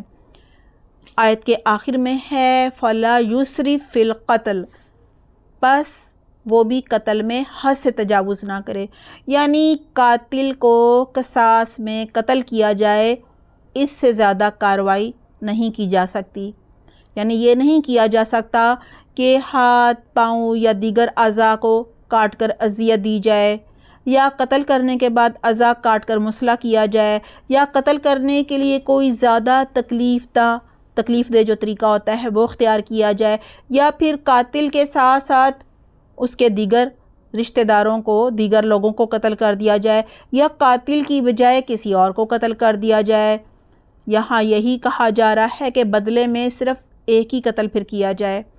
اِنَّهُ كَانَ مَنصُورًا، بے شک اس کی مدد کی جائے گی۔ یہ کس کی مدد کی جائے گی؟ کہا جا رہا ہے مقتول کی مدد کی جائے گی۔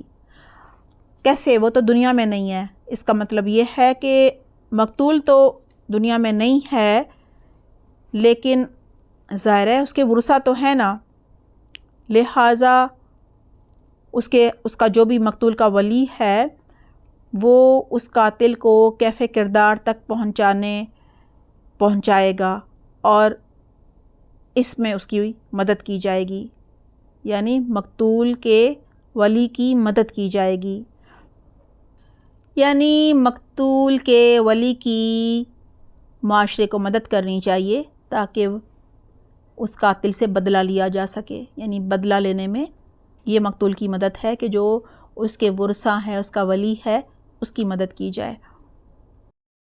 آیت نمبر 34 ہے وَلَا تَقْرَبُوا مَالَ الْيَتِيمِ إِلَّا بِالَّتِي هِيَ أَحْسَنُ حَتَّى يَبْلُغَ أَشُدَّهُ وَأَوْفُوا بِالْعَهْدِ إِنَّ الْعَهْدَ كَانَ مَسْئُولًا۔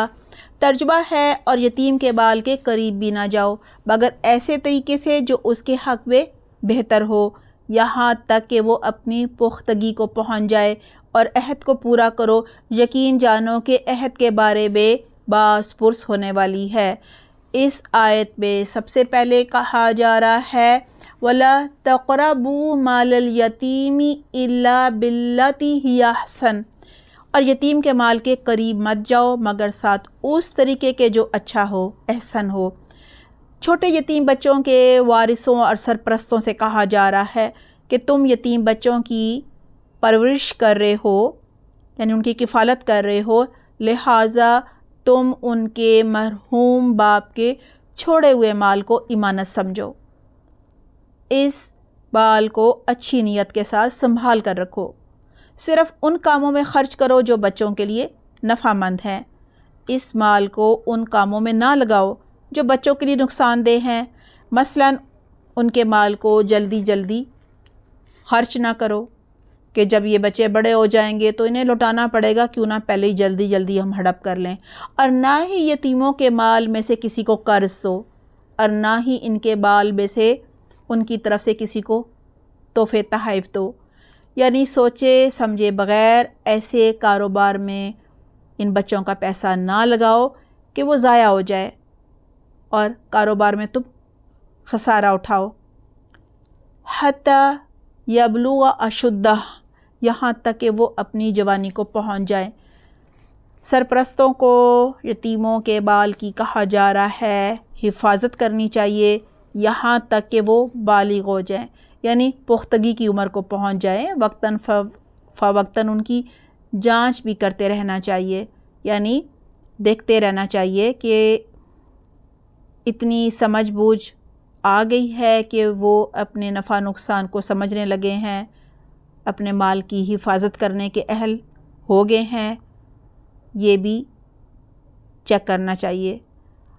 اور سرپرستوں کو چاہیے ان یتیم بچوں کے مال جب وہ سمجھدار ہو جائیں تو انہیں لوٹا دیں، ان کے حوالے کر دو۔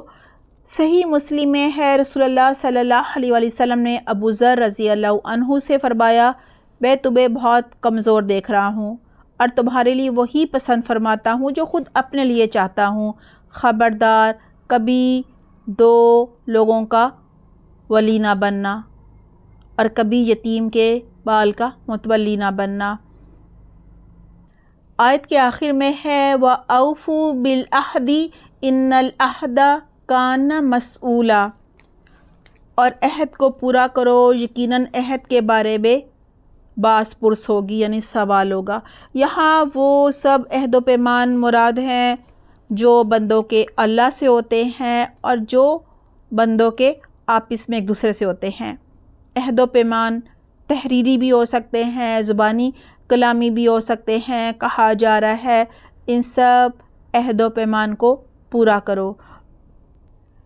ان عہد و پیمان کو پورا کرنا بہت ہی ضروری ہوتا ہے، یہ امانت ہوتے ہیں، یہ بہت بڑی ذمہ داری ہوتے ہیں، اور قیامت کے دن ان کے بارے میں سوال ہوگا، باز پرس ہوگی۔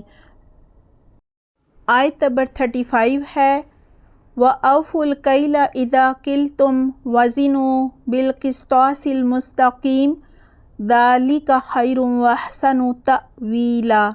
ترجمہ ہے اور جب تم ناپ کرو تو پورا پورا ناپو اور تولو تو سیدھی ترازو سے تولو، یہ اچھا طریقہ ہے اور انجام کے لحاظ سے بھی بہتر ہے۔ وَأَوْفُوا الْكَيْلَ إِذَا كِلْتُمْ وَزِنُوا بِالْقِسْطَاسِ الْمُسْتَقِيمِ، اور جب تم ناپو تو پیمانہ پورا کرو اور سیدھے ترازو کے ساتھ وزن کرو۔ کہا جا رہا ہے معاشی معاملات درست رکھو، چیزوں کا لین دین کرتے وقت پیمانہ پورا بھر کر دیا کرو، ترازو سے تولتے وقت ڈنڈی نہ مارا کرو، اللہ سے ڈرتے ہوئے عدل و انصاف سے تولا کرو، یعنی لوگوں کو ان کی چیزیں گھٹا کر نہ دیا کرو، کیونکہ ان کا بھی قیامت کے دن حساب ہوگا، یعنی یہ جو تم ناپ تول کرتے ہو نا اس کا حساب ہوگا، لہٰذا تولنے کے لیے صحیح ترازو استعمال کرو۔ اگر ترازو ٹھیک نہیں ہے تو کیا ہوگا؟ پھر آرام سے ناپ تول میں کمی کی جا سکتی ہے نا، اس لیے کہا جا رہا ہے کہ وہ بھی ٹھیک ہونا چاہیے، اور خریدار کو پھر پتہ بھی نہیں چلتا نا اگر ترازو میں پہلے کوئی خرابی ہوئی بھی ہے۔ اور دوسروں کے ساتھ وہی معاملہ کرو جو تم خود اپنے لیے پسند کرتے ہو، یعنی تم پسند کرو گے کہ کوئی تمہیں ہمیشہ تول کر چیز کم دے، نہیں پسند کرو گے نا، تو ایسا دوسروں کے ساتھ بھی نہ کرو، اور پھر ڈرو کہ اللہ حساب لے گا۔ ذَلِكَ خَيْرٌ وَأَحْسَنُ تَأْوِيلًا، یہی بہتر ہے اور انجام کے اعتبار سے بھی خوب تر ہے۔ اللہ سبحانہ تعالیٰ فرما رہے ہیں اگر تم ناپ تول ٹھیک کرو گے اور لین دین کے تمام معاملات دیانتداری سے سر انجام دو گے تو اس میں تمہارا ہی بھلا ہے، یعنی دنیا میں بھی اللہ تمہیں برکت عطا فرمائے گا اور آخرت میں بھی اجر و ثواب پاؤ گے، یعنی صحیح رویہ اختیار کرنے والا کائنات کے نظام سے مطابقت رکھتا ہے۔ اور سورہ ہود میں حضرت شعیب علیہ السلام نے اپنی قوم کو ناپ تول میں کمی کرنے سے منع فرماتے ہوئے یہی کہا تھا، بقیت اللہ خیر لکم ان کنتم مؤمنین، اللہ کا دیا ہوا منافع تمہارے لیے بہتر ہے اگر تم ایمان والے ہو، یعنی ایمانداری سے اگر تم کمائی کرو گے، یہ ناپ تول میں کمی نہیں کرو گے، حلال اور جائز جو منافع تمہیں حاصل ہوگا، خواہ وہ تھوڑا ہوگا لیکن اللہ اس میں برکت عطا فرما دے گا۔ دیکھیں، ناپ تول میں کمی کی وجہ سے دنیا میں بھی شرمندگی اور ذلت اٹھانی پڑتی ہے، اور دیانتداری سے کیا فائدہ ہوتا ہے؟ لوگوں میں اعتماد پیدا ہوتا ہے، وہ بھروسہ کرتے ہیں، بار بار چیزیں آ کر خریدتے ہیں، انہیں اعتماد ہوتا ہے، اور پھر کاروبار میں اس طرح سے نفع ہوتا ہے۔ اور دیکھیں، جب ایک انسان جائز حلال منافع کما رہا ہوتا ہے، ہر طرح کے حرام اور دوسرے ہتھ کنڈوں سے بچ رہا ہوتا ہے، تو اس کے دل میں بھی اللہ تعالیٰ اطمینان اور سکون ڈال دیتے ہیں، وہ ایک مطمئن زندگی گزارتا ہے۔ وہ ہر وقت ظاہر جب دل مطمئن ہوگا تو وہ خوش ہوگا، مسکراتا چہرہ ہوگا اس کا، اور جب ایک شخص خوش رہتا ہے، مطمئن رہتا ہے، دوسروں میں بھی مسکراہٹیں بانٹتا ہے، تو اس کی عمر بھی لمبی ہو جاتی ہے، کیونکہ بہت ساری بیماریوں سے بھی بچ جاتا ہے۔ آیت نمبر 36 ہے، وَلَا تَقْفُ مَا لَيْسَ لَكَ بِهِ عِلْمٌ إِنَّ السَّمْعَ وَالْبَصَرَ وَالْفُؤَادَ كُلُّ أُولَئِكَ كَانَ عَنْهُ مَسْئُولًا۔ ترجمہ ہے، جس بات کی تمہیں خبر ہی نہ ہو اس کے پیچھے مت پڑو، کیونکہ کان اور آنکھ اور دل ان میں سے ہر ایک سے پوچھ گچھ کی جانے والی ہے۔ وَلَا تَقْفُ مَا لَيْسَ لَكَ بِهِ عِلْمٌ، اور اس چیز کے پیچھے مت پڑو جس کے بارے میں تمہیں علم نہیں ہے۔ لوگوں کے بارے میں کہا جا رہا ہے بدگمان نہ ہوا کرو، کیونکہ تمہیں تو علم نہیں ہے، تم تو ان کے دلوں کے حال نہیں جانتے، کسی کی ٹو میں مت رہو۔ اسی طرح جس چیز کا علم نہیں ہو اس پر عمل نہیں کرو، یعنی سنی سنائی باتوں پر تو علم ہے ہی نہیں، سنی سنائی باتوں پر تو عمل نہ کرو۔ یہاں پیچھے پڑنے سے مراد ہے کسی کے پیچھے چلنا، کسی کی پیروی کرنا، یعنی سوچے سمجھے بغیر اس چیز کی پیروی نہیں کرنی جس کا علم نہ ہو، بغیر دلیل کے اندھی تقلید نہیں کرنی جس کا کوئی ثبوت نہ ہو، کوئی دلیل نہ ہو۔ جس چیز کا علم نہ ہو اس کے پیچھے نہیں پڑنا، یعنی محض وہم و گمان کی بنا پر رائے قائم نہیں کرنی۔ اسی طرح بغیر تحقیق کے کسی پر الزام جو ہے وہ بھی نہیں لگانا۔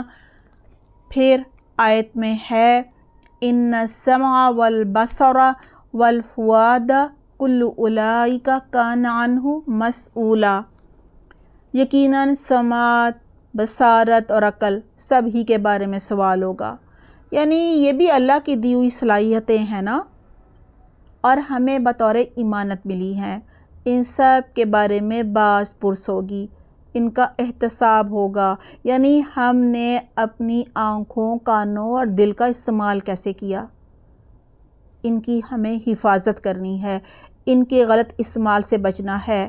یہ سب ہدایت پانے کے ذرائع ہیں، ہم نے ان سے ہدایت پائی یا گمراہ ہوتے چلے گئے، یہ سب پوچھا جائے گا۔ ان کا صحیح استعمال کیا یا غلط استعمال کیا، مثلا دلوں میں دوسروں کے لیے بغض، عناد اور نفرتیں پالیں، حرام محبتیں پالیں، جذبات پالے، ان میں شدت پالی، دوسروں کے لیے منفی جذبات پالے، بدگمانیاں پالیں، منفی سوچ جو ہے اس نے پروان چڑھا، یہ سب پوچھا جائے گا۔ اور پھر آنکھوں سے حساب ہوگا، آنکھوں نے حرام دیکھا، کانوں سے پوچھا جائے گا، انہوں نے حرام سنا، حرام میوزک سنا، آنکھوں نے حرام چیزیں دیکھی، اور قیامت کے دن ان سب چیزوں سے پوچھا جائے گا۔ زبان سے پوچھا جائے گا کتنے لوگوں کی غیبتیں کیں، اور کانوں سے کہ بھی کتنی غیبتیں تم نے سنی، کتنی تم نے غلط باتیں سنی، حرام چیزیں سنی، دیکھیں، آنکھوں سے یہ پوچھا جائے گا۔ لہٰذا کہا جا رہا ہے کیونکہ ان سب سے سوال ہوگا تو ہم نے ان سب کا خیال رکھنا ہے، ان کی حفاظت کرنی ہے، ان کو لگانا ہے، لیکن نیکی کے کاموں پر لگانا ہے، ٹھیک ہے؟ یہ ہدایت پانے کے ذرائع ہے نا، تو ہدایت پانے کے لیے ان کو استعمال کرنا ہے۔ اللہ تعالیٰ ہمیں بہترین توفیق دے۔ آیت نمبر 37 ہے وَلَا تَمْشِ فِي الْأَرْضِ مَرَحًا إِنَّكَ لَن تَغْرِقَ الْأَرْضَ وَلَن تَبْلُغَ الْجِبَالَ طُولًا۔ ترجمہ ہے اور زمین میں اکڑ کر نہ چل، کہ نہ تو زمین کو پھاڑ سکتا ہے اور نہ لمبائی میں پہاڑوں کو پہنچ سکتا ہے۔ دیکھیں، جب کوئی اپنے کان، آنکھ اور دل کی حفاظت نہیں کرتا تو ان کی خرابی کے رویے، بات چیت، طرز عمل اور چال سے پتہ چل جاتی ہے۔ جو ان کی خرابی ہے نا، وہ کس سے پتہ چلتی ہے؟ انسان کے رویوں سے، اس کے بولنے سے، بات چیت سے، اور جو وہ عمل کر رہا ہوتا ہے، اور اس کی چال سے بھی پتہ چلتی ہے۔ اسی لیے کہا جا رہا ہے زمین پر اکڑ کر نہ چل، کیونکہ انسان کی چال بھی اس کی سوچ کی تابع ہوتی ہے، اس کی رہنمائی کر رہی ہوتی ہے، ترجمانی کر رہی ہوتی ہے، اور دل کی خرابی کے اثرات جو ہیں وہ جسم پر نمایاں ہو جاتے ہیں۔ اسی لیے کہا جا رہا ہے وَلَا تَمْشِ فِي الْأَرْضِ مَرَحًا، اور تم زمین پر اکڑ کر نہ چلو۔ انسان زمین پر اکڑتا ہے جب خود کو بڑی چیز سمجھتا ہے، تکبر کرتا ہے، اتراتا ہے۔ تکبر انسان کی چال میں، اس کے بولنے کے انداز میں، اس کے پہناوے میں، اس کے رہن سہن میں جھلکتا ہے، اس کی سواری میں جھلکتا ہے۔ یہاں چال کا ذکر ہو رہا ہے۔ اللہ سبحانہ تعالیٰ فرما رہے ہیں اپنی حقیقت کو پہچانو، زمین پر اکڑ کر نہ چلو، غرور نہ کرو۔ دیکھیں، غرور عربی میں دھوکے کو کہا جاتا ہے، مطلب ہے غرور میں مبتلا ہو، یعنی دھوکے میں مبتلا ہو، خود کو بڑی چیز سمجھ رہے ہو، حالانکہ تم تو کچھ بھی نہیں ہو، تمہاری حقیقت تو کچھ بھی نہیں ہے، تم تو بہت ہی حقیر چیز سے پیدا کیے گئے ہو، لہٰذا تم دھوکے میں مبتلا ہو کہ خود کو بڑی چیز سمجھ بیٹھے ہو۔ دیکھیں، انسان علمی اعتبار سے اور جسمانی قوت کے اعتبار سے بھی کمزور پیدا کیا گیا ہے نا، اور کسی بھی چیز میں کامل نہیں ہے، لہٰذا کہا جا رہا ہے اترا کر مت چلو، اکڑ کر مت چلو۔ آپ صلی اللہ علیہ وسلم نے فرمایا تکبر 2 چیزوں کا نام ہے، غمت الناس یعنی لوگوں کو اپنے سے کمتر اور حقیر سمجھنا، و بطر الحق یعنی حق اور سچائی کو نہ ماننا۔ رائی برابر بھی تکبر کرنے والا جنت میں نہیں جائے گا، یہ بھی ہمیں حدیث سے پتہ چلتا ہے۔ پھر آیت کے آخر میں اللہ سبحانہ تعالیٰ فرما رہے ہیں إِنَّكَ لَن تَغْرِقَ الْأَرْضَ وَلَن تَبْلُغَ الْجِبَالَ طُولًا، کیونکہ نہ تو تم زمین کو پھاڑ سکتے ہو اور نہ ہی پہاڑوں کی بلندی کو پہنچ سکتے ہو۔ یعنی اپنی حقیقت کو دیکھو، تم کس بنیاد پر اکڑ رہے ہو۔ تم جس قدر بھی چاہو، جتنے طاقتور بن سکتے ہو بن جاؤ، زمین پر جتنا چاہو پاؤں مار مار کر اکڑ کر چلو، نہ تو تم اپنی طاقت سے زمین پھاڑ سکتے ہو اور نہ ہی قد میں پہاڑوں کے برابر ہو سکتے ہو، یعنی پہاڑوں کی بلندی کو نہیں پہنچ سکتے۔ لہٰذا اپنی حقیقت جانو، عاجزی اور تواضع اختیار کرو، یہ اکڑ اور یہ خود کو بڑی چیز سمجھنا چھوڑ دو۔ آیت نمبر 38 ہے کُلُّ ذَلِکَ کَانَ سَیِّئُهُ عِندَ رَبِّکَ مَکْرُوہًا۔ ترجمہ ہے ان سب کاموں کی برائی تیرے رب کے نزدیک سخت ناپسند ہے۔ یعنی جتنے احکامات آیت نمبر 17 سے لے کر 48 تک میں دیے گئے ہیں۔ اللہ تعالیٰ کہہ رہے ہیں کہ جن کاموں کا ان آیات میں حکم دیا گیا ہے ان کا نہ کرنا برائی ہے، اور جن کاموں سے روکا گیا ہے ان کا کرنا برائی ہے، نافرمانی ہے، اور یہ اللہ کو پسند نہیں ہے۔ یعنی کچھ کاموں کو کرنے کا کہا گیا ہے، کچھ سے رکنے کا کہا گیا ہے۔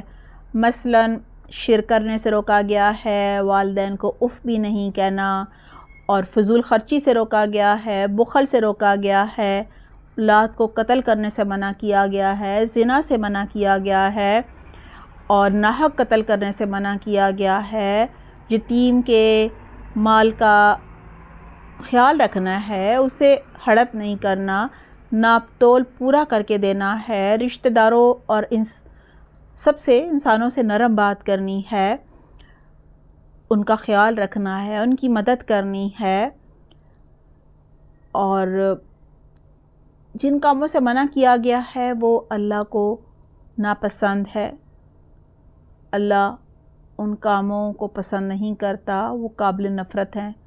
لہٰذا جن کاموں سے روکا گیا ہے ان سے رک جانا چاہیے، اور جو کام کرنے کو کہا گیا ہے انہیں کرنا چاہیے۔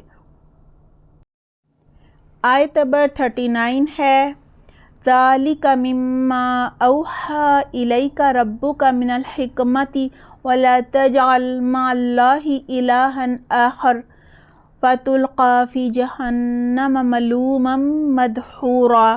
ترجمہ ہے، اے پیغمبر، یہ وہ حکمت کی باتیں ہیں جو تمہارے رب نے تم پر وحی کے ذریعے پہنچائی ہیں، اور اے انسان، اللہ کے ساتھ کسی اور کو معبود نہ بنا، ورنہ تجھے ملامت کر کے دھکے دے کر دوزخ میں پھینک دیا جائے گا۔ آیت میں سب سے پہلے رسول اللہ صلی اللہ علیہ وسلم سے خطاب ہے۔ ذَلِكَ مِمَّا أَوْحَىٰ إِلَيْكَ رَبُّكَ مِنَ الْحِكْمَةِ، اے محمد صلی اللہ علیہ وسلم، یہ آپ کی طرف یعنی آپ کے رب نے وحی کی ہے، اور آپ کے رب نے آپ کی طرف جو وحی کی ہے وہ حکمت میں سے ہے۔ اللہ سبحانہ تعالیٰ فرما رہے ہیں، ہم آپ کو جو وحی نازل فرما رہے ہیں اس کے احکامات حکمت پر مبنی ہیں، اس کے احکامات عدل و انصاف پر مبنی ہیں، علم و دانائی والے ہیں، توحید کی دعوت دیتے ہیں۔ اس وحی میں انسانی تہذیب و تمدن، ثقافت اور اجتماعیت کے اصول ہیں۔ حکمت کی ساری باتوں کے ساتھ ساتھ نفع مند علم ہے۔ لہٰذا اب ہم انسانوں کو کہا جا رہا ہے کہ تمہارا کرنے کا کیا کام ہے۔ وَلَا تَجْعَلْ مَعَ اللَّهِ إِلَٰهًا آخَرَ فَتُلْقَىٰ فِي جَهَنَّمَ مَلُومًا مَدْحُورًا۔ اور اللہ کے ساتھ کسی دوسرے کو معبود نہ بناؤ، ورنہ تم ملامت کیے ہوئے جنت، اللہ کی رحمت ان دونوں سے دور کر کے جہنم کی آگ میں ڈال دیے جاؤ گے۔ شرک کرنے والوں کا عبرتناک انجام بتایا جا رہا ہے کہ وہ اللہ کی رحمت سے دور کر دیے جائیں گے، دھکے بار بار کر دوزخ کی آگ میں پھینک دیے جائیں گے۔ آج کی آیات کا آغاز ان الفاظ سے ہوا تھا، وَقَضَىٰ رَبُّكَ أَلَّا تَعْبُدُوا إِلَّا إِيَّاهُ، تیرے رب نے یہ فیصلہ کر دیا ہے کہ اللہ کے علاوہ کسی کی عبادت نہ کرو۔ اور اس آیت نمبر 39 میں بھی یہی کہا جا رہا ہے، وَلَا تَجْعَلْ مَعَ اللَّهِ إِلَٰهًا آخَرَ، اور اللہ کے ساتھ کوئی دوسرا الہ نہ بناؤ۔ جس طرح اللہ کے ساتھ دوسروں کو الہ بنانا، معبود بنانا شرک ہے، بالکل اسی طرح اللہ کی بجائے دوسروں کے لیے کام کرنا، ناموری اور دنیا کے فائدوں کے لیے کام کرنا شرک ہے۔ شرک کرنے والا قیامت کے دن خود کو ملامت کرے گا، کہے گا کاش میں نے شرک نہ کیا ہوتا، کاش میں نے فلاں کے ساتھ دوستی نہ کی ہوتی، اس کے دین پر نہ چلا ہوتا، میں نے فلاں کو اپنا معبود نہ بنایا ہوتا، فلاں پیر کی پیروی نہ کی ہوتی، اس کے پیچھے نہ چلا ہوتا۔ اس کے ساتھ ساتھ کہا جاتا ہے فرشتے بھی اسے ملامت کریں گے، اہل جنت بھی شرک کرنے والوں کو ملامت کریں گے، اور وہاں جہنم کی آگ ملے گی اور رسوائی ملے گی، اس کے علاوہ تو کچھ نہیں ملے گا نا۔ دعا ہے اللہ سبحانہ تعالیٰ ہمیں ہر طرح کے شرک سے اور ہر طرح کی بدعت اور ہر طرح کے گناہ سے محفوظ رکھے، آمین اللہم آمین۔ ہوم ورک نوٹ کر لیجئے۔ سوال نمبر 1، آج کی آیات کا ترجمہ، روٹ ورڈز اور واحد جمع بتائیے۔ سوال نمبر 2، مندرجہ ذیل جملوں میں سے حرف ندا، حرف شرط، حرف استفہام کو واضح کیجئے اور نام بتائیے۔ نمبر 1، حل قام زید۔ نمبر 2، ازید عندک ام امر۔ نمبر 3، یا مریم اقنتی لربک۔ نمبر 4، فلولا نفر من کل فرقۃ منہم۔ سوال نمبر 3، والدین کے ساتھ ہمیں کیسا رویہ اختیار کرنا چاہیے؟ آیت نمبر ہے 23۔ سوال نمبر 4، وَلَا تُبَذِّرْ تَبْذِيرًا، بے جا خرچ کرنے سے کیوں منع کیا جا رہا ہے؟ آیات ہیں 26 اور 27۔ سوال نمبر 5، اگر ہم کسی کی مدد نہ کر سکیں تو ہمیں اس کے ساتھ کیا رویہ اختیار کرنا چاہیے؟ آیت نمبر 28۔ سوال نمبر 6، بے حیائی کے کاموں کے قریب جانے کے نقصانات بتائیے۔ آیات ہیں 31 اور 32۔ سوال نمبر 7، اللہ سبحانہ تعالیٰ کیا احکامات دے رہے ہیں؟ آیات ہیں 34، 35 اور 37۔ سوال نمبر 8، فانی دنیا میں کامیاب کون ہوگا؟ میرا جینا میرا مرنا کا ٹاپک ہے تعارف۔ ویڈیو کا لنک ڈسکرپشن باکس میں دیا جا رہا ہے، ویڈیو ضرور دیکھ لیجئے گا۔ اپنا بہت خیال رکھیے گا۔ سبحانک اللہم و بحمدک، نشہد ان لا الہ الا انت، نستغفرک و نتوب الیک۔ والسلام علیکم ورحمۃ اللہ وبرکاتہ۔